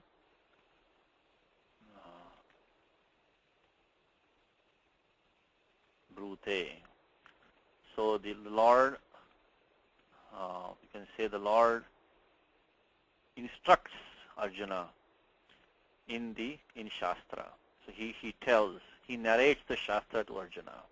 So two objects you have is Bhagavan, Arjunam, Shastram, Brute. Now what is the primary object? So one is called the Pradhana Karma, other is the Gauna Karma. Pradhana Karma is generally one which is the main objective of the speaker, of the doer. Because Kartuhu Ipsita Tamam Karma. What he wants to accomplish the most. This is a Pani Sutram. Kartur Ipsita Tamam Karma. Ipsita Tamam means what he wants to accomplish the most is he wants to do that. This can be a bit tricky sometimes, Maybe you can take another example. It says, you can say Daridraha,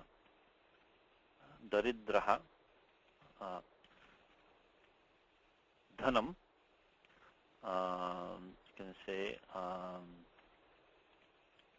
Dhanam, you can say Shrimantam,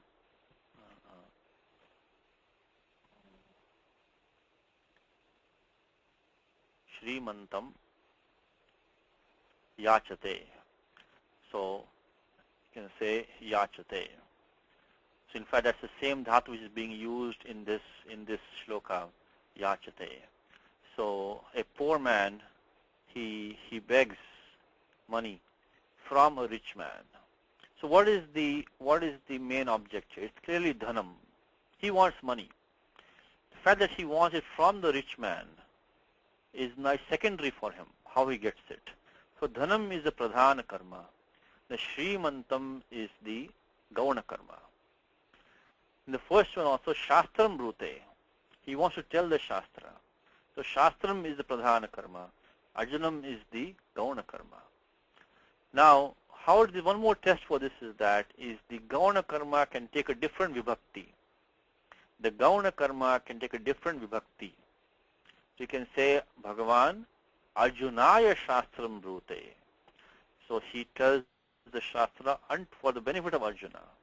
You can say Daridraha Shri Mataha Dhanam Yachate. So a poor man begs wealth from the rich man. So the Gauna Karma can take the the different vibhakti, the pradhana karma has to take the dvitiya vibhakti only. Now, why do I say this? The 16 dhatus are into two classes, with 12 plus 4. 12 plus 4. Now, why 12 plus 4 is when they go into the passive, it makes a difference. Let's take one more example. He says, balakaha,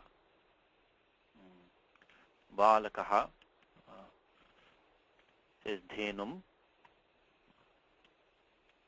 gramam nayati. So the boy takes the cow to the village. Now what is the pradhana karma? Clearly the cow. He wants to take the cow. It could have been dhenum grame nayati, takes him to the village. Now when you make it passive, so this is in the group of 12 dhatus. This dhatu bru and yaj are in the group of 12. This dhatu ni is in the group of 4. The reason being is that when you make them passive, what happens? What happens? If you make this passive, what will happen is that take this one. The passive form will be, when you make it karmani prayagaha, will be balakena, because the karta will go in the tritiya vibhakti. Become balakena. Balakena says dhenuhu. Dhenuhu. It says gramam niyate. So gramam will stay as gramam. This gramam will stay as gramam. Gramam niyate. So the cow is taken to the village by the boy. Gramam niyate. It becomes a passive form. Niyate. Niyate. So the cow is taken to the village by the boy. So the pradhana karma became into the prathama in the passive. The dhenu was pradhana karma. But in these other formations, what happened is that this one is the gauna karma will become prathama. So he says, if you take this one, it will become daridrena, daridrena. He says, dhanam will remain as dhanam. Dhanam, no change. Dhanam. He says, shriman. Shriman. Yachyate. Yachyate. So the rich man is asked for wealth by the poor man. See, the Shriman, this Shrimantam was the Gauna karma, because because the poor man begged wealth from the rich man. The wealth is a pradhana karma. That's what he really wants. The Shrimantam is Gauna karma. But what happened in the passive is that the Shriman went into the Prathama Vibhakti. The rich man is begged for wealth by the poor man. So that's why we have this 12 plus 4 dhatus. In the 12 dhatus, what happens when you make it passive is the Gauna karma becomes Prathama. In the 4 dhatus, the Pradhana karma becomes Prathama. Let's just connect this to one thing here. So what is Malinatha saying here? He's saying is that, look at what the comment he makes, is that coming down below here, we'll come back to this sentence here, is that yachehe dvikarmakad apradhane karmanik taha. So what he's saying is that this yach dhatu is dvikarmaka, and it is the apradhana is going to go into the passive formation. He's going to passive, he'll become the prathama. And what is he saying? Apradhane duhadinam iti vachanat. So what is this duhadinam? This duhadinam is those 12 dhatus, where when you get the passive form, the gauna karma becomes in the prathama vibhakti. Apradhane duhadinam iti vachanat. The Panini Sutram is only one very cryptic Sutram Panini puts for this, is that he says akathitam cha. Akathitam cha. It's very, very cryptic Sutram. All he says is that when the speaker does not want to use a particular vibhakti, as in then that can become that can take the karma sanya. when he doesn't want to use the other sannyas. For example, here in the first example that we saw, Arjuna could have taken the Sampradana sanya. He tells the Shastram unto Arjuna. Here he could have Apadana sanya. He begs wealth from the rich man. And here the boy takes the cow into the village. So these could have had different karakas, but the speaker has chosen not to use those karakas. And then what should it take? Then Purana said that can become the karma. So that's how these Dvikarmaka dhatus, the sutram is Akathitam cha, is 1451. 1451 is the sutram, Akathitam cha. So that, and when you go to the commentary of that, in 1451, you will see these dhatus being listed out, either in Siddhanta Kaumudi or in Kashika. If you look at it, you will see this one, which is, he gives all these dhatus. See, he gives this dhatu, duhi, yachi, rudhi, prachi, and so on. He gives all of them, and then he gives the other four also. He gives, and which is the it says they'll also be down here, and one of them is ni, and one of them is to take away, to lead. So those dhatus will take the other way around. Now, so that is why when Mayada says duhi adi nam, because duhi is the first dhatu in that list.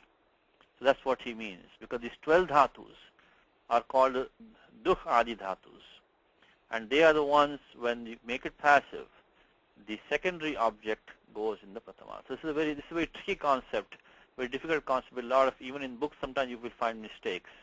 Now, what is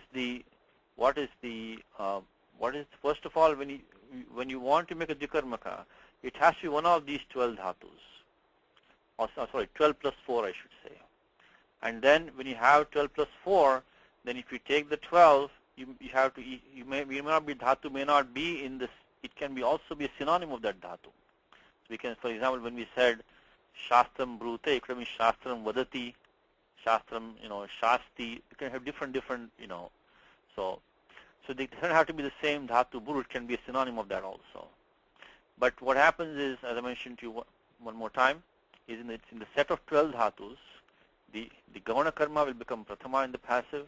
The set of 4 dhatus, it will become the Pradhana Karma will become the Prathama in the passive, will become Abhita.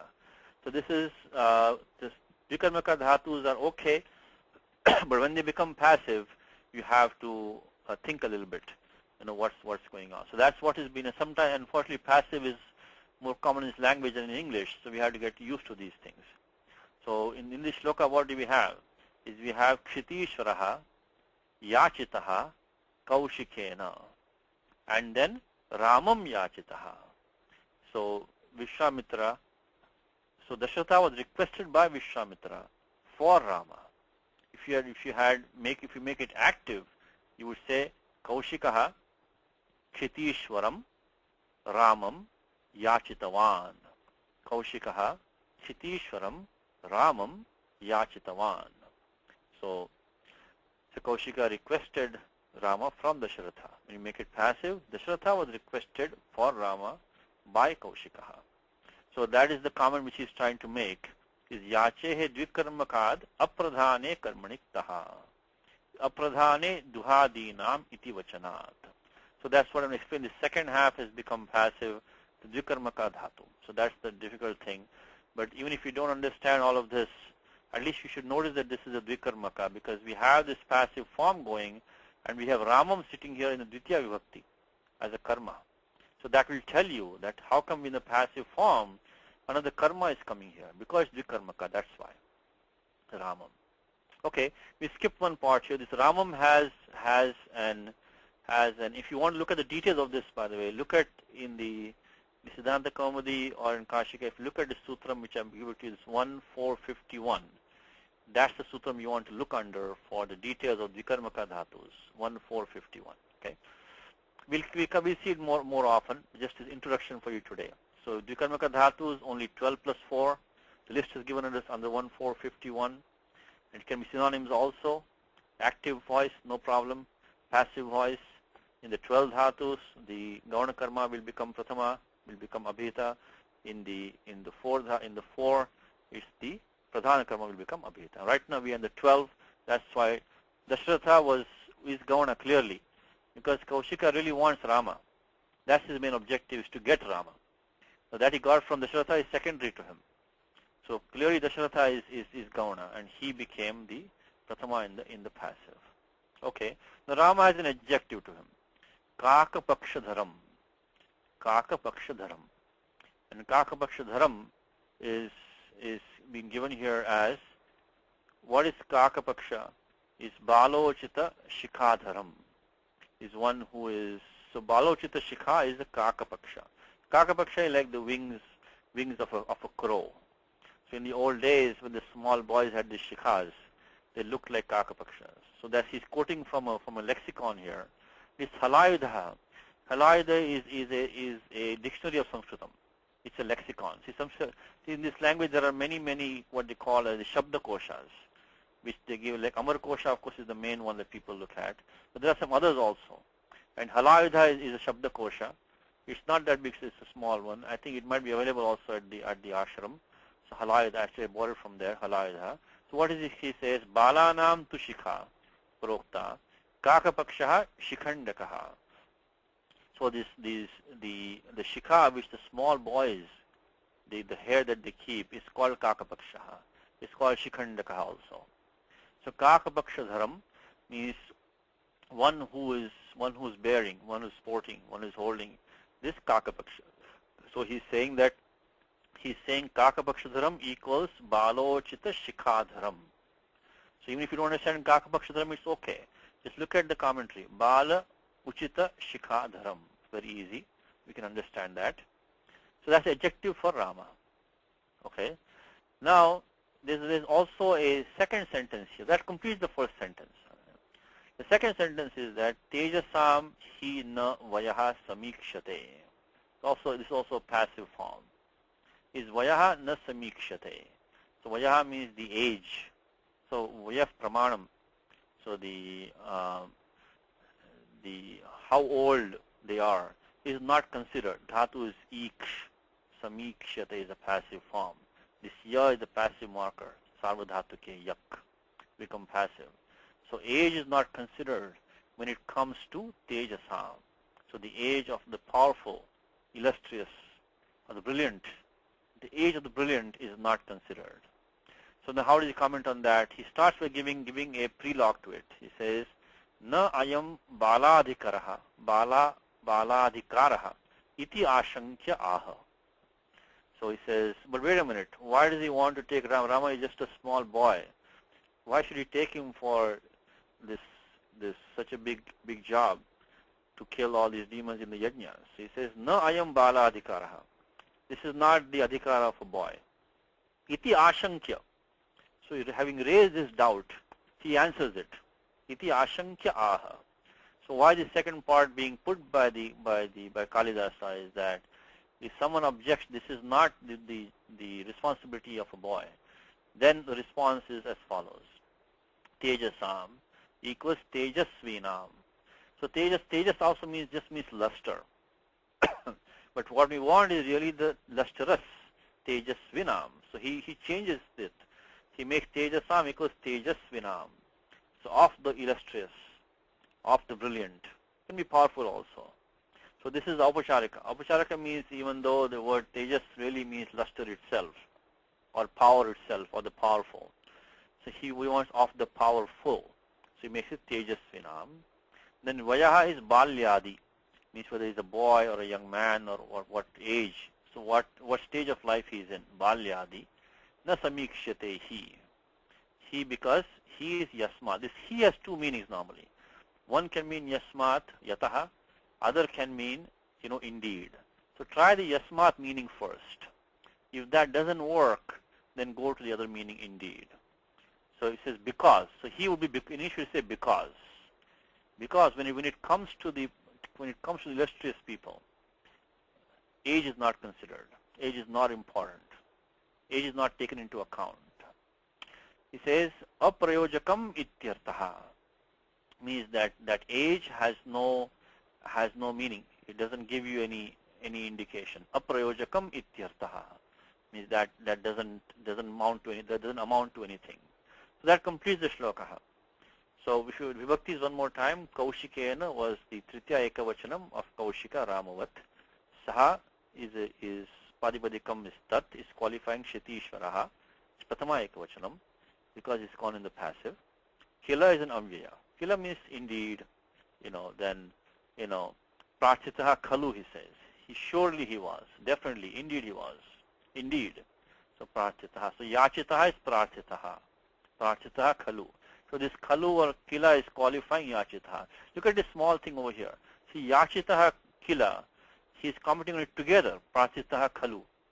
But this is a combination, an idiomatic combination. Yachitaha Kila. So Kila is a very common term. Surely, sure, indeed he was, definitely he was. So that kind of thing is Kila. And then, so that's an Amvyaya. Kshitishvaraha is, we saw, is masculine, noun is singular. Ramam is Ditya Ekavachanam because Dvikarmaka Dhatu, we saw that. Then Advara Vighata Shantaye, the whole term is feminine, dative singular. That's for the purpose of removing the obstacles to the sacrifices. In Kakapakshadharam, or Dvitya Ekavachanam, qualifying Ramam. Etya was a gerund. Dhatu E, A plus E give Etya.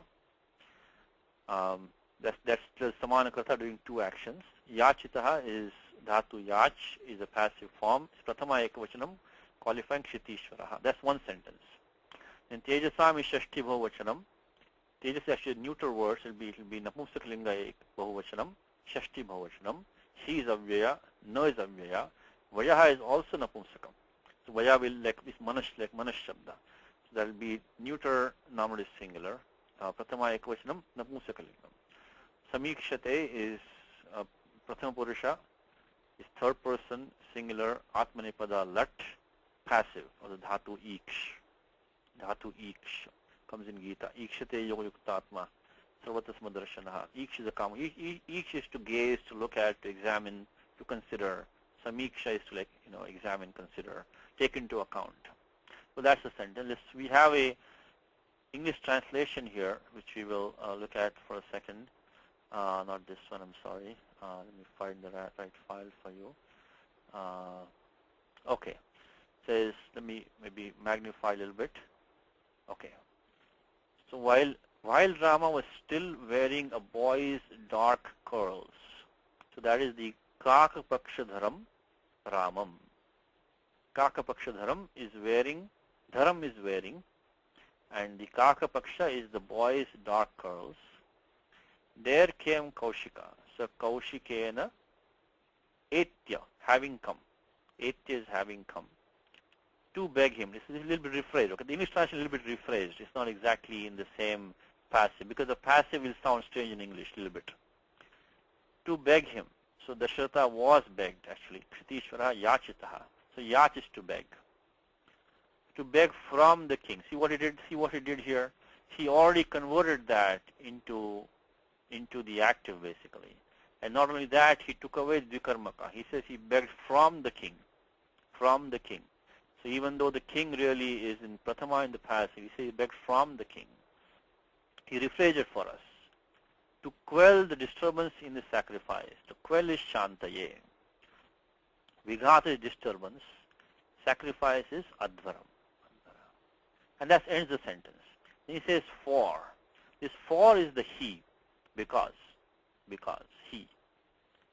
In the high-spirited heroes, means Tejasam, in the case of Tejasam, age means Vayaha, is not regarded. Na is not, Samikshate, not regarded. So that's the meaning of the shloka, Na Samikshate. So as long as we can get, maybe a little bit difficult for some of you, the first class for some of you, but we'll try to, as long as we can make sense of this commentary to the best of our knowledge, it'll be fine for us. We'll go through one more time. So Kaushikena is Kushikapatyena, which we saw in detail, and which Ajitji gave us the right sutram also, 41104, equals Vishwamitrena, by Vishwamitra. Etya means Abhyagatya, having arrived. Saha Kshitishvaraha means Dasharatha, the king. Advarvigada Shantaye Yajna Vigna Vidvamsaya, for the purpose of that. Look how he maintained the same vibhakti, by the way.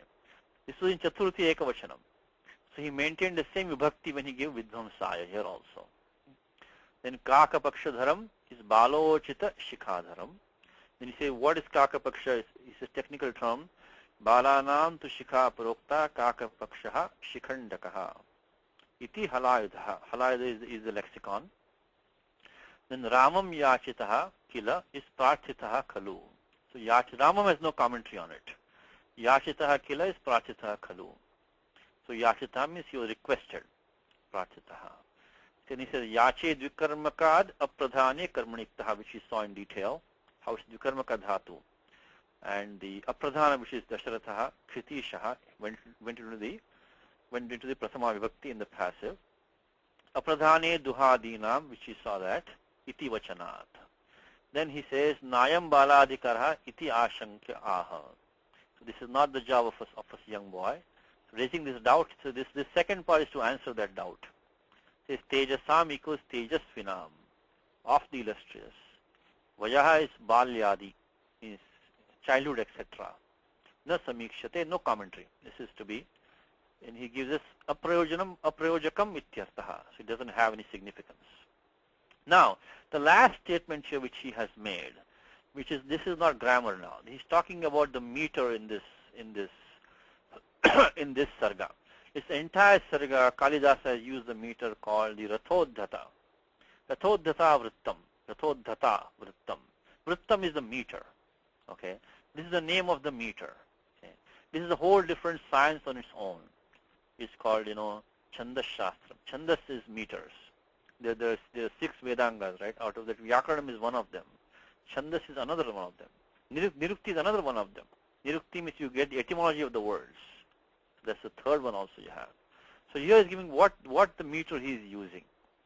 Now, I'm not an expert in this science, but I'll tell you. I want to tell you what he's saying here. Uktam cha ran naraviha rathodhata lagaviti. What does this mean? What is he trying to say here? That's what I want to tell you today in about a few minutes. Even though in this class we're not going to do chandas, but I want to tell you what these terms mean. These are technical terms which are applied when we want to study the meters. In prosody, what they say, prosody. So the prosody, what works, in Apte's dictionary, in the last few pages, he has a nice appendix on prosody. Okay, and there, this is from the Apte dictionary. And he gives us what is the meaning of these words, ya, ra, ta, bha, ja, sa, ma, na. So these are these letters which are used by the prosodists to concisely represent these groups of long and short vowels, what is called guru and lagu.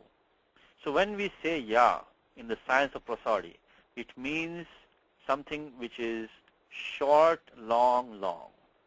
So when you have a short, long, long combination, that combination is called ya. It's called ya. So we can try to make sense. Let's see what we have in our example. He says rat narav iha. So if we have a ra combination with a na followed by a ra, and then for that you have la and ga, that is called rathodhata. So to have this vrittam, rathodhata vrittam, you need this combination.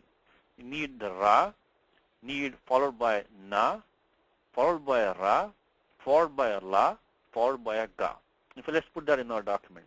We'll do this today. We'll do it today one time, so you can understand. I don't want it to be lost in thinking what is this whole thing is talking about, because it's very cryptic. It sounds very cryptic, right? It's very, very cryptic.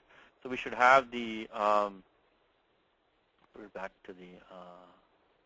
So we want this combination. We want ra, then we have na. So I should put a space there. Ra, na, ra, and then la, and then ga. So that is what is demanded by the vrittam. And why have the vrittam? Because they have a different tune to them. So these kavyas are to be sung. So they give a nice tune to them, how to sing, which I don't know how to sing them properly. But if you try practice, you can sing them. But let's see what this means.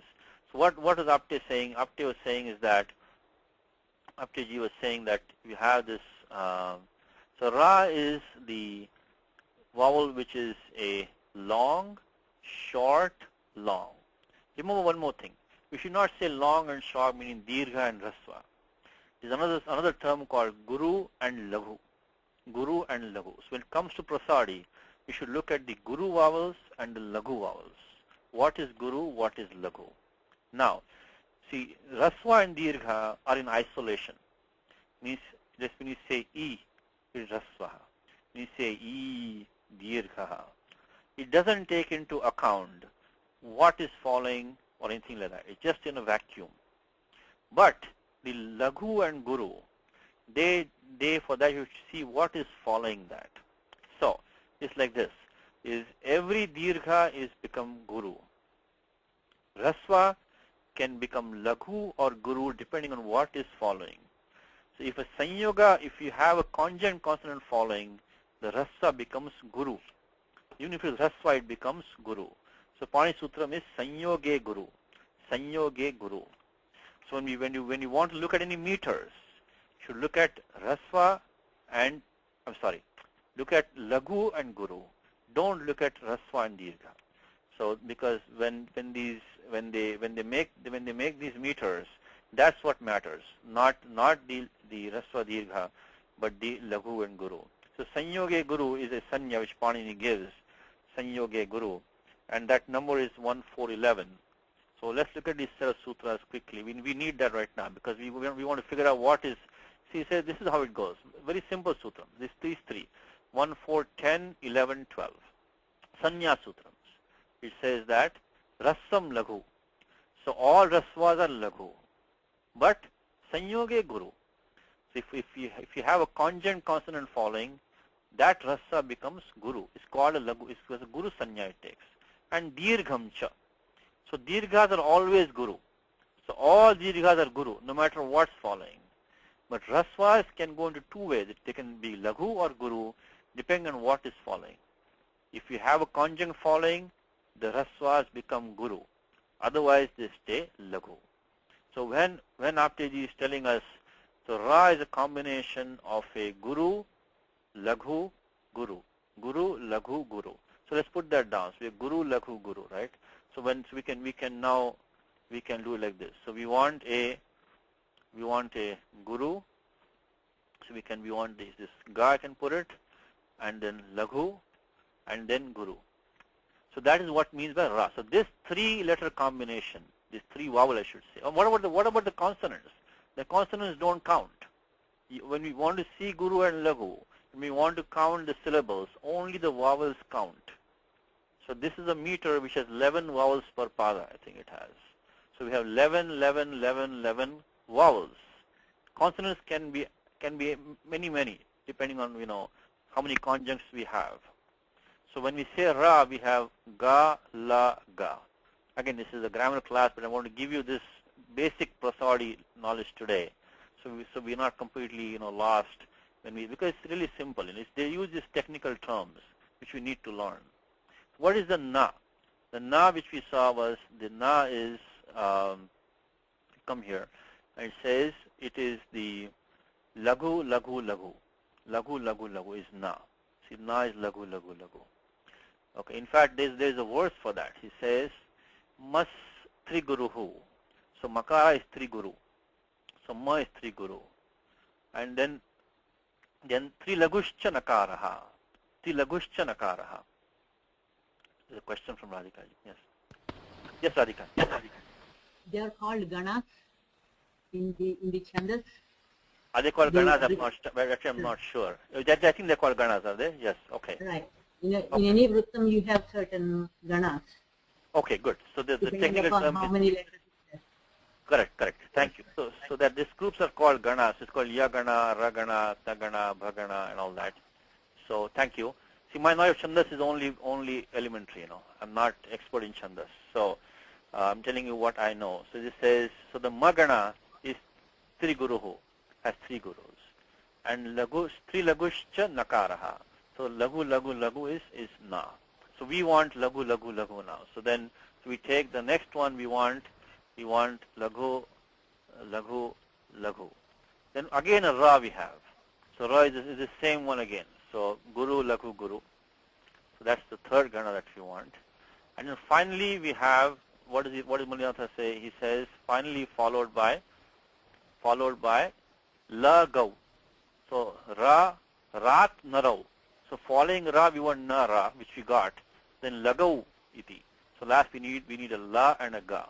So now we need to check if Kalidasa sticks to this or not. Okay. So maybe I should stack these documents here. So what we have is that we have this one. We have to check in the shloka what we have, whether do we have this being followed by Kalidasa or not. So let's check if we have that. So when we looked at this one, so we require this guru, laghu, guru. What's the first vowel here? Kaushikena. So we have the kau, the au. The au is dirgha. All dirghas are guru. So we got the guru, ga. Then the next one should be laghu. The e is raswa and there's no sanyoga following. So this is a laghu. So we got the la. Next one is a. That a is a dirgha. That is guru. So we got this first three we got. We got the ga, la, ga we have got. Then we want la, la, la. We want three laghus now.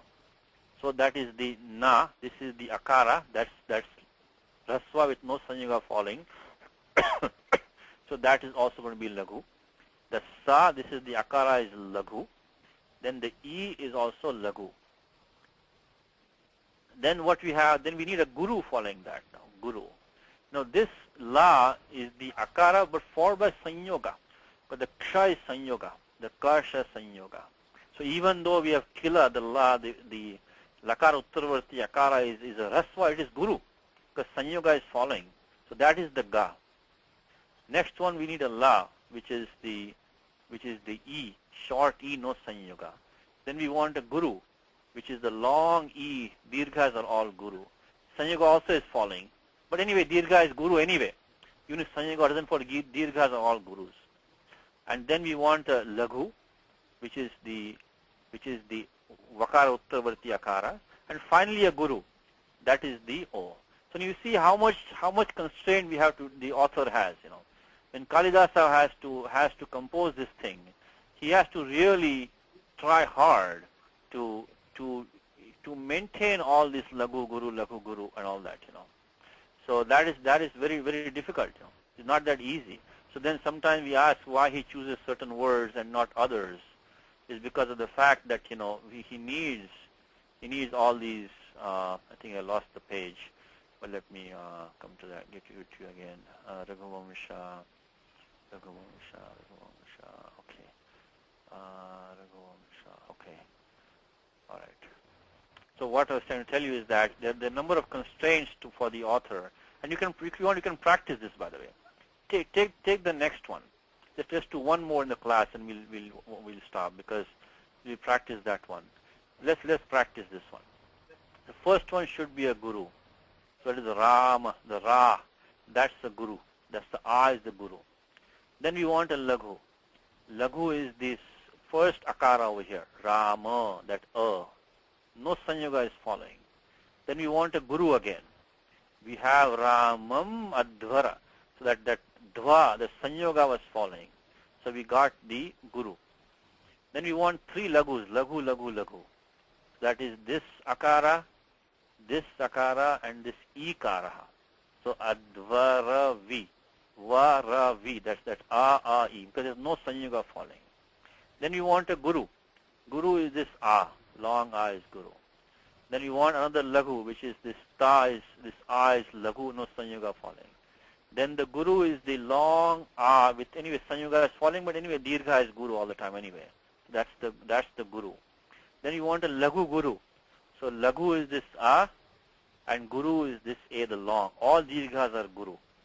So all dirghas are guru.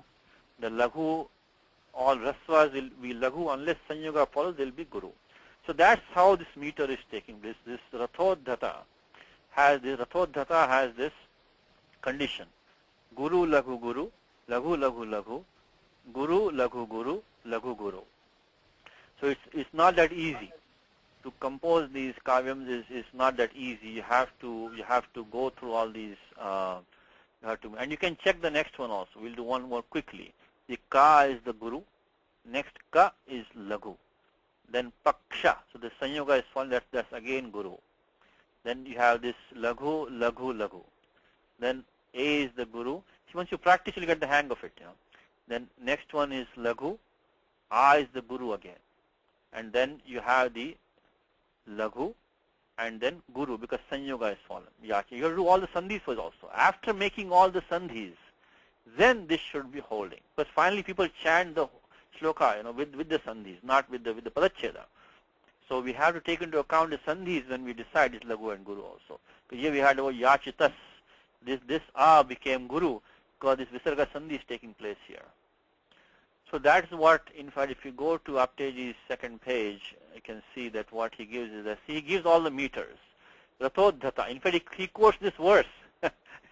he quotes this verse by Raghu, in Raghuvamsham only he is quoting.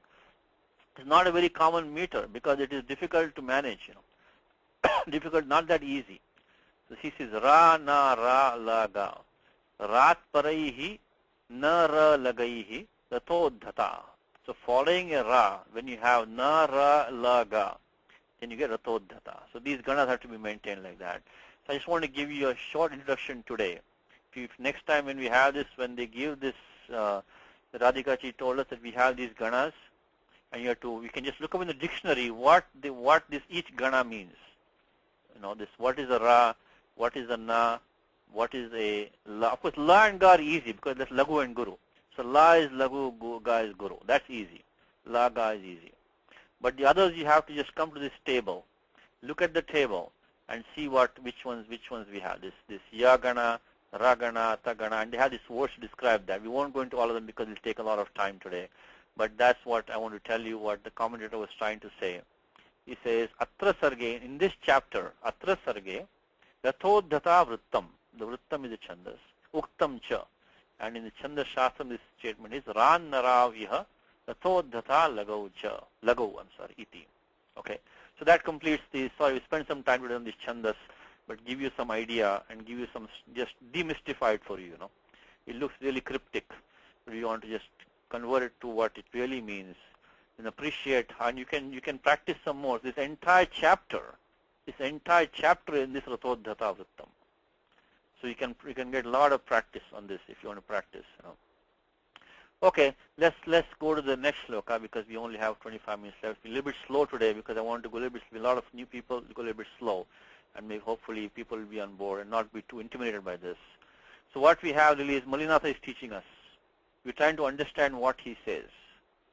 That's all we're trying to do in this class, is that, what he's trying to say, we'll try to, and once in a while we cannot understand, it's okay. So as I said to you many times, whatever is in what Kalidasa is saying, don't worry about it so much. Understand what Malinatha is saying, because he's made it easy for us. He got it down to our level. If you can understand that much, we are doing fine. And slowly we can graduate and understand what Kalidasa is saying also. Okay, let's look at the next, get started on this one. Maybe do one more at least. Kucha labdham api labdha varna bhaktam didesha munaye sa lakshmanam apyasu pranayinam raghoho kule na vyahanyata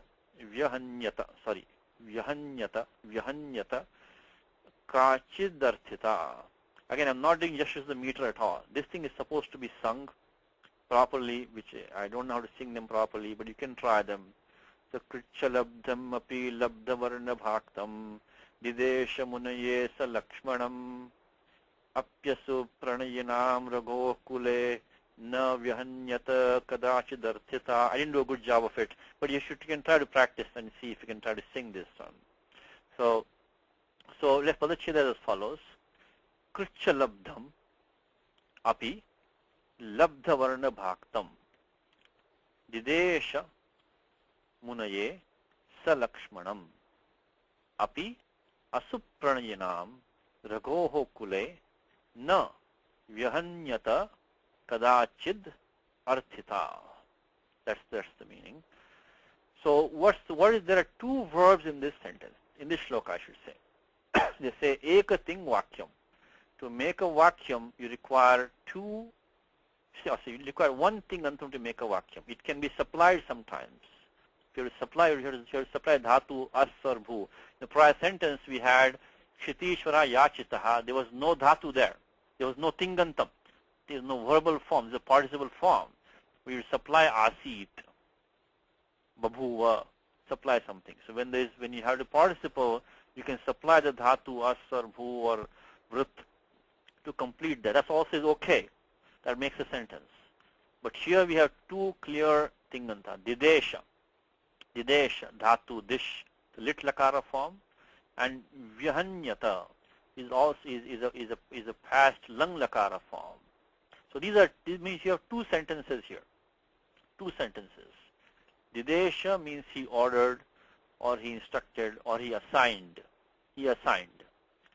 So, and the second one is that vyahanyata, na vyahanyata, was never refuted, was never denied. So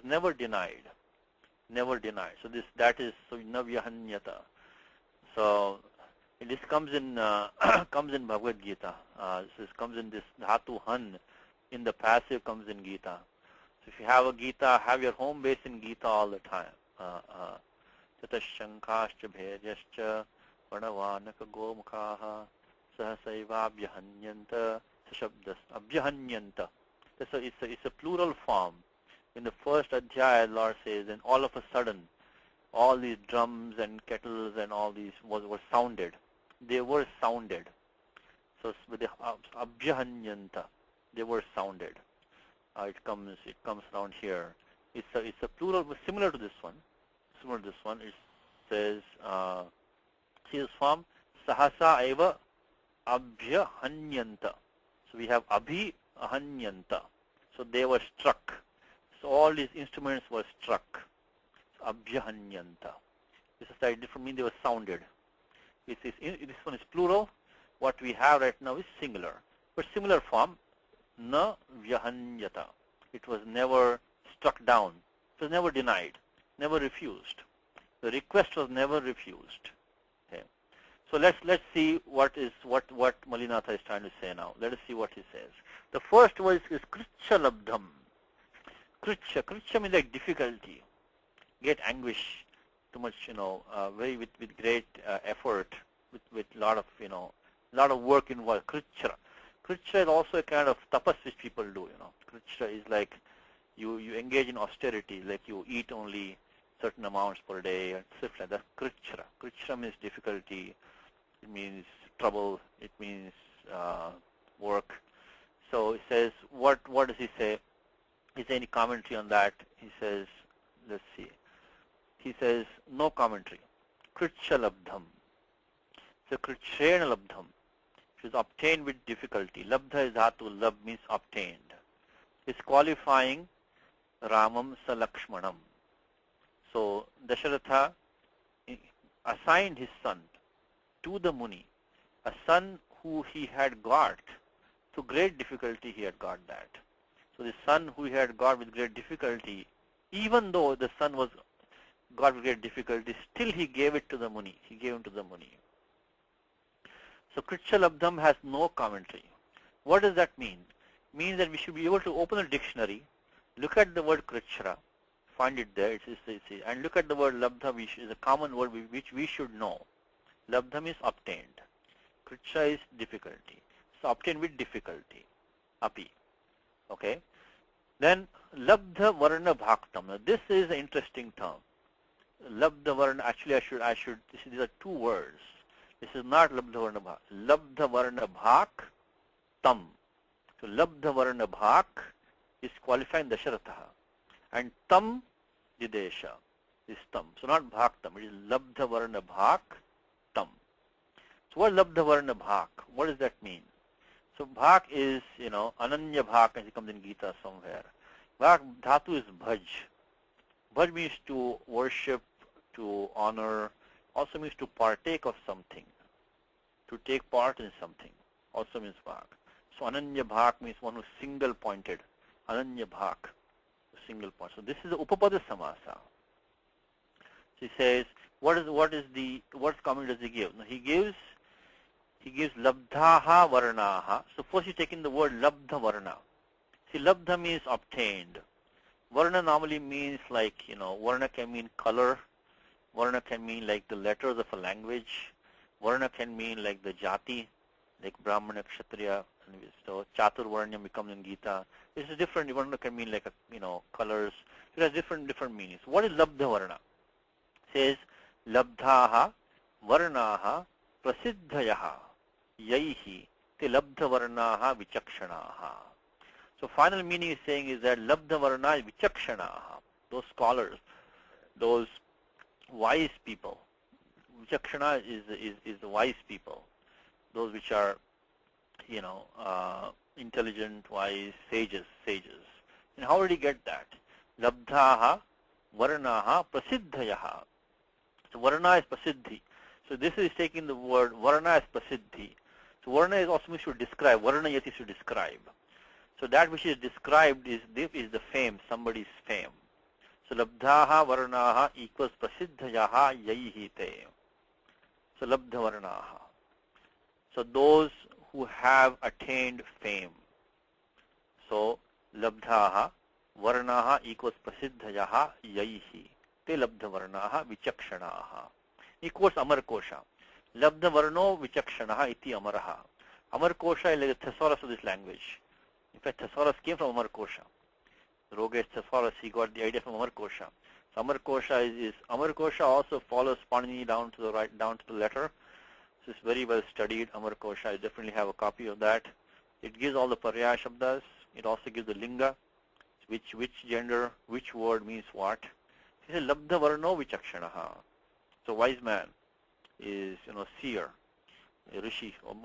He's called labdha varnaha. And here varna means prasiddhi. So this was a difficult term for us. But if you don't understand this term, no problem. Go to the tika. See what he says. He says vichakshanaha. So this is how we expand our vocabulary. We don't know the word labdha varna. But just by looking at the tika, we can figure out what it means. Labdha varnaha vichakshanaha. So because, we don't need English dictionary for this. We can just look at the tika. And it also teaches how to speak Sanskritam. Because once we see how Mulinatha writes, Karasada writes, that is Shishta Prayoga. That's Asmakam Pramanam Bhavati. So that is how we have to speak as they speak. So this is it's a Bahuvrihi compound. How do you know it's a Bahuvrihi compound? Because Yaihi Taihi. When you use a Yattat construct in the Vigraha Vakyam, so those by whom fame has been attained, they are Vichakshanaha. So when you see Yaihi Te, this is the trademark of Bahuvrihi. In the commentary, when you see Yattat being used, any vibhakti, that tells you it's a Bahuvrihi. They will not say Bahuvrihi. They will not use the word Bahuvrihi. They will only use this formula Vigraha Vakyam. Use the formula. From that you will understand this is Bahuvrihi. Okay, so far we only have Labdha Varna. But we have Labdha Varna Bhag. Okay. He says, Tan bhajate iti Labdha Varna Bhag. Vidvat Sevi ityartaha. So he's taken the whole word Labdha Varna Bhag and made it Vidvat Sevi, one who serves the wise people. Now what is this one? Tan bhajate iti Labdha Varna Bhag. So he got Labdha Varna first, is Tan bhajate. Now this is the Tinganta in the Vigraha Vakyam. When you have bhajate in the Tinganta in the Vigraha Vakyam, it means you have Upapada Samasaha. Upapada Samasaha. Upapada means a dhatu can take this particular krut pratyaya only in this kind of compound formation. You cannot use the word bhak on its own. You cannot say bhajate iti bhak. You cannot say that. But you can use this dhatu bhaj with the pratyaya, which we can agree sutram for that soon, as long as you have a particular upapada. So that when you see Tingantam in the Vigraha Vakyam, that is you have upapada samasa. So tan bhajate. So vichakshanan bhajate iti, or he says labdha varnan bhajate iti labdha varna bhag. So we have labdha varna we have, so tan bhajate. So we have, he's telling you what, if you want to go to the Vigraha Vakyam quickly, we can look at it like this. We can say, we can look at we first formed the word labdha, but as a bahuvrihi, labdha varna, labdha varna. And then we say stan bhajate, already he has told us. So we have to make it the we make the we say we want the Dvitiya Bhuvachanam, Tan Bhajate, plus the Dhatu Bhaj, with some Pratyaya, which will give us Labdha Varna Bhag. So we want to get the Pratyaya now. Now, most of these Pratyayas for Upapada Samasa, they come in the first 100 Sutra of 3.2. In 3.2, we get these Pratyayas, which tell us which Dhatus can take what Pratyaya with what Upapada to form Upapada Samasas. Because Panini has Sutram Upapadam Ating. Upapadam Ating. We won't go in all details today. I'll give you the number for this one. These will come a lot. They come a lot. We see it again and again and again. And how did we find this Upapada Samasa? Because in the Vigraha Vakyam you had a Tinganta Padam. Istan Bhajate iti Labdha Varna Bhag. So this sutra I happen to know what it is because it comes in Gita also, Ananya Bhag. So that Ananya Bhag in Gita is the same pratyaya, and there is Dhatu Bhaj. This one happens to be for this specific Dhatu, and this sutra is 3.262. In 3.262, Panini says that you can use this pratyaya.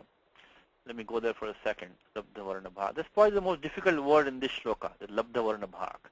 But if you go to the commentary and go step by step, you can try to figure it out. Even if you don't understand the commentary, you can just take the final thing which he gave us in the commentary. Finally, what he said that this should be the Vidvat Sevi. Even if you skip all of this, it's okay. If you understand this much, is okay. Vidvat Sevi. So Labdha Varna Bhag is Vidvat Sevi, one who serves the wise people. Even if you just understand that much, it's okay. This much you may not understand. We'll go through it more and more and hopefully get some practice. Because to understand these technical terms, you have to know some Vyakaranam. So that's a bit of a problem. That's why we have the class. So we can go through it in detail. So this is the sutram here. Bhajor Nvihi. Bhajor Nvihi. So this Nvihi is actually this pratyaya is actually a 0. Nothing remains. Sarva apahara lopaha. So Nvihi is actually a 0. Then why do you add that? Because we want this it letter na to do the vriddhi of the medial a.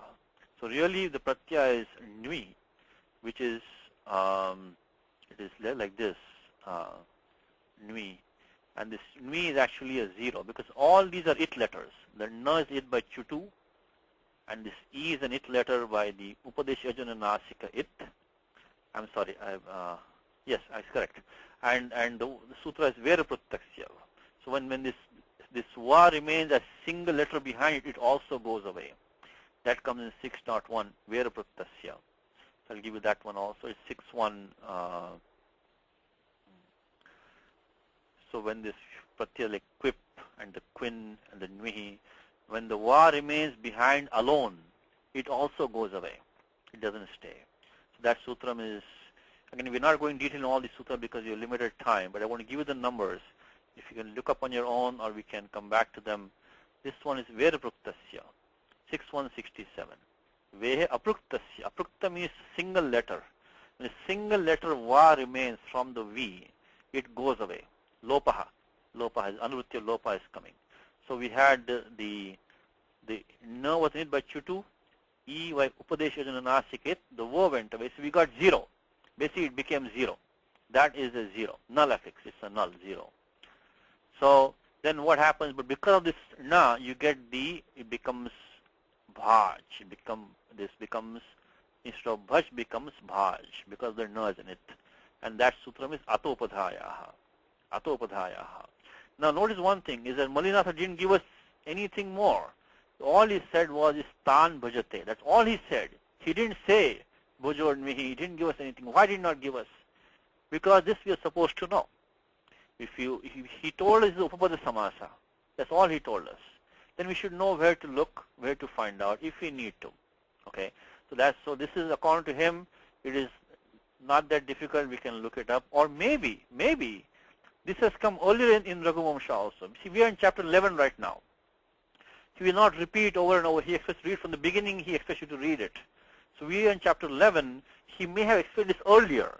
So if you want to get the more detailed commentary, you should go to the earlier chapters. This we are in a later chapter right now. So he's not going to be that kind anymore because he's already explained to us maybe before. So that's why we have to, it'll be a little bit more cryptic for us right now. So now this bhaj became bhaj by this sutram 7.2, I think it's 115, Ato Upadhayaha. So when the upadha akara takes vruddhi, when the pratyaya has an it, which is the na, or the cha varga panchama nya. So this Ato Upadhayaha, that's what did it. So finally it became bhaj, and then when bhaj goes at the end of a pada, you get the sutram chohoku, it becomes bhak in kharicha. The watch becomes wak. So same becomes chohoku. The cha varga becomes ka varga, jhali padante. Jhali padante. At the end of a pada, the cha varga becomes ka varga, jhali padante. It becomes bhag and then bhak. So that's what the so chohoku is 8 to 30. Chohoku. Those were the steps. For that's probably the hardest word in this shloka that we had is the labdha varna bhak. It's a nominative singular form. It's qualifying Dasharatha. So he says, Vidvat Sevi Sa Raja, that king who was coming from the prior shloka. So that king who was one who served the wise people. Didesha. This dhatu Didesha is a lit lakara form dhatu dish. Just point to the duplication over here. The dhatu dish has become Didesha. So this it goes in duplication lit lakara. So become dish. And in duplication only the first. In duplication you can have a consonant staying back only if it is the first. In the abhyasa bhaga, a consonant can only stay if it is the first member. So dhatu dish, when you have the shakara is not the adi, it's this ending. That will go away. So only di will stay behind. And then what happens is that this tib becomes null and we get the upada guna becomes didesh. We won't go through all the sutrams today, but didesh is a lit lakara form, and in which it is a tip ending actually, and in this tip ending becomes null, becomes didesha. So the pratyaya a is put there, but that, and we also get the upada guna of that, upada guna. So I'll give you this. Let's give you one sutram for here. When you have the lit lakara in parasmay pada, I know I'm throwing a lot of sutras at you. Take whatever you can get. Others we'll see. We'll come to them over and over again. So when you have lit lakara parasmay pada, then all of them become the tipta ji get replaced respectively by null, atus, us, thal, atus, null, vamaha. And lit lakara is parokshe lit, once upon a time. It's only third person most of the time. So that's the good news over there. So the king, once upon a time, parokshe, means Kalidasa wasn't there at that time, is what it means parokshe. It was not in the experience of the speaker. He assigned. This is to direct, to tell, means to assign. Assigned to the muni, munaye chaturthi, to the muni. Salakshmanam Ramam. Salakshmanam, no commentary on Salakshmanam. This is a Bahuvrihi compound. Lakshmanena saha vartate is Salakshmanam. This sa becomes in the Bahuvrihi compound, this saha becomes sa optionally. So we have this two form. This in Gita, right? We have Sayadnya Praja Srishtva Purovacha Prajapatihi. So that saha didn't become sa in Gita at one place. Sahayadnyaha. Could have been Saha Lakshmanam also. Can be Sa Lakshmanam also. It's qualifying Tam Ramam. The first sentence we have is that the king, who was a worshipper of the wise, he assigned Rama along with Lakshmana for the benefit of the Muni. And Rama, who he had obtained with difficulty, even though he had got him with difficulty, he assigned him to the Muni for his benefit. So the next half says is that it's slightly easier, is Raghoho Kule, in the family of Raghu, Arthita. Arth is to request. Like we say Prarthana. Arthin is one who is requesting, and Arthita is his state of that. So it means that the requesterness, so you want to make it requesterness, is never denied. Na kadachit vyahanyata. This vi ahanyata. This adagama is there. It sits between the upasarga and the dhatu. You get the adagama.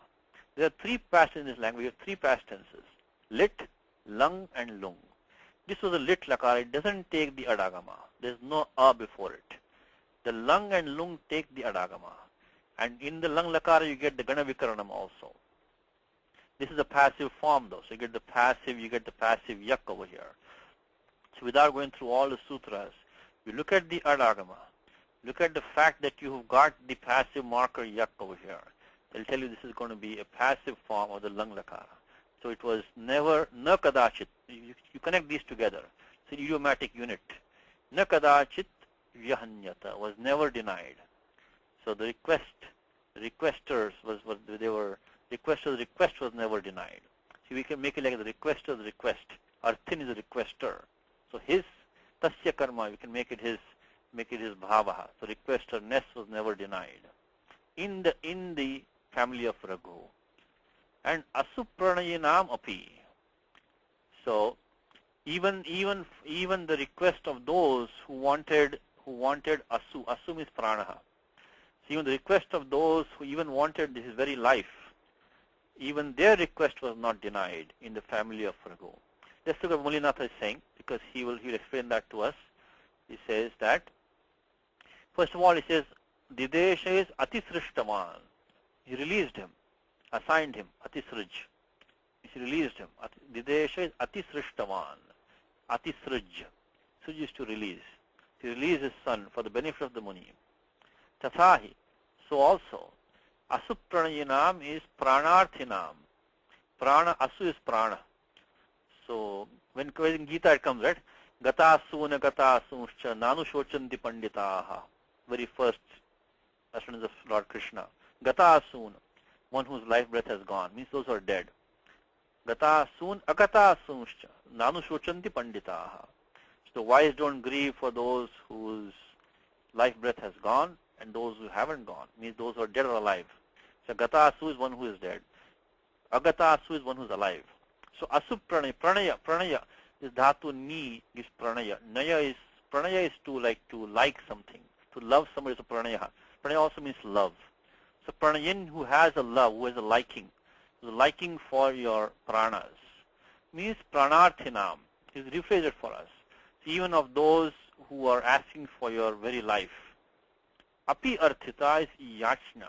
This yachna is a noun from the dhatu yach. That na is added, it goes to a sandhi, becomes yachna. Means prarthana, means the request, arthita. So he is made arthita into yachna, arthita. And ragoho kule, no commentary. Kadashitapi means even, means was never. Na vyahanyanta, na vihata. So he's given the same dhatu in a different form, was never denied, vihata. Na vipali krita ityartha. It was never made useless, means it was never put down. It never went futile. It was never made futile. So he says, na vihata means what? Na vipali krita. Viphala means is a bahuri compound. Vigatam phalam yasya sahab. Yasya. It was, viphala is useless. It was never made useless. Then he rephrases the whole, this last part that he's giving you, is just, he's commenting on the whole shloka in his own terms. What is he saying? So, yaihi arthibhya pranaha api samarpyante. So by those, Raghuvamsha jaihi, even the pranas are given, are donated, are to those who request for them. Tesham, for such people, putradi tyagaha, means the giving up of your son, etc. Na vismayavaha, it doesn't call for any wonder. Avaha is to bring, vismaya is wonder, vismayavaha. So vismayam avahati vismayavaha, it's no wonder. Iti bhavaha. So that is the bhava of the whole shloka. Whole shloka is saying what? Yaihi means Raghuvamsha jaihi, arthibhya, unto those who are requesting. Pranaha api samarpyante. Even their very lives are given. For such people, tesham, putradityagaha, the giving up of a son, etc. Na vismayavaha. It doesn't call for any wonder. Iti bhavaha. So that's his whole rephrasing of the whole shloka. This is how we should learn to speak, how these people speak. Understand how they phrase sentences, how they paraphrase everything, how they do it. So I think we got the whole shloka. I think time is up. Let us look at the translation and we'll stop. The translation will go to the this one. I'm sorry, that's the wrong page. I'll look at the translation is this one. Okay, let's do this translation. Let's see. Anybody wants to help me out here? We have the well, unfortunately it's in spirit on 2 page. Okay. The king who honored learned men. Which one is that? Any hand raising up? Who honored learned men. So that one is going to be the, I'll keep it like this. The king who honored learned men is Labdha Varna Bhak. Labdha Varna Bhak. I think Chandrasekhar can do it. Let me call on him. Let's see, Chandrasekhar can do it. Thank you, Satish. Okay, so thank you. One who honored learned men is what? Labdha Varna Bhak. Labdha Varna Bhak. Then gave. Didesha. Didesha, assigned to him. Gave him. Bhak tam. Tam, that tam is the... Yes, gave him. Yes, him is tam. Tam is him. Though hard, though is what? Though is? Api. Api. Though is api. Hard one. Kruchra Kruchra labdham. Kruchra labdha. Kruchra is hard. Labdham is one. Labdha is one. Kruchra labdham. To the sage. Munaye. Munaye, unto the sage. For the benefit of the sage. Okay. Together with Lakshmana. Which one is that? Saha Lakshmanam. Sa Lakshmanam. Sa Lakshmanam. For. He. He is there a he? Oh, it's not there. Okay, we'll supply that, okay? Okay. In the line, what is that? Raghoho Kule. Kule is in the line, Raghu is Raghu's. Raghu is Raghoho. In the line is Kule. The request.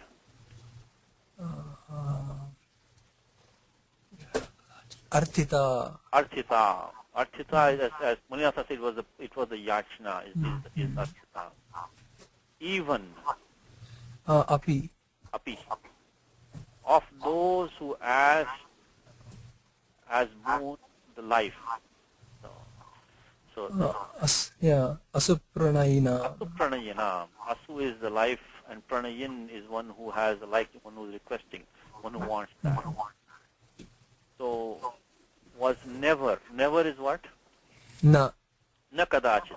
Na kadachit, right. That's the idiom. Na kadachit means never. Na kadachit. And turn down is? Vyahanyata. Vyahanyata. Okay, thank you. Thank you, That is so good. So that's it's a little bit difficult for today. Maybe we had some concepts. What we learned today, time is up. We learned about the Dvikarmaka dhatus. We learned about the chandas a little bit of the ganas. Radhika ji told the ganas. We learned about this Upapada Samasa a little bit, you know, what we look at them. And we learned about a little bit Taditas. Thank you to Ajit ji, gave the right shloka for the 41104. See, I learned the most in the class, I think. See, I got the Gana, this Bidadi Gana we got. I learned about the Ganas. So we got two Ganas, right? The Gana in Taditas. We got the Gana in the Chandas also. And then we got some Upada Samasas going. We got some. So this is going to be in a long process. We'll try to, as long as we understand what Malinatha is saying, our job is done. Then slowly we'll get the liking. Okay, so time is up. Let us stop here. I'll stay back for questions. And just so everybody knows, after this we have another small session. There's going to be a Ramayanam Akhanda Paranam in New Jersey in the Thanksgiving weekend. We're going to practice some Ucharanam for that. But this class is going to be over. So who wants to sign off, it is fine. But we're going to practice for some Ramayanam Ucharanam after this class. We'll do the Mangalacharanam. Ramo Rajamanis Sada Vijayate Ramam Ramesham Bhaje Ramena Vijata Nishachara Chamo Ramaya Tasmai Namaha Raman Nasti Parayanam Parataram Ramasya Dasosmyaham Rame Chittalaya Sada Bhotume Bhorama Muddhara Rama Rameti Rameti Rame Rame Manorame Sahasranama Tattulyam Ramanama Varanane Shri Ramanama Varanana Onnama Iti. So when you can stop the recording if you want. Any questions on today's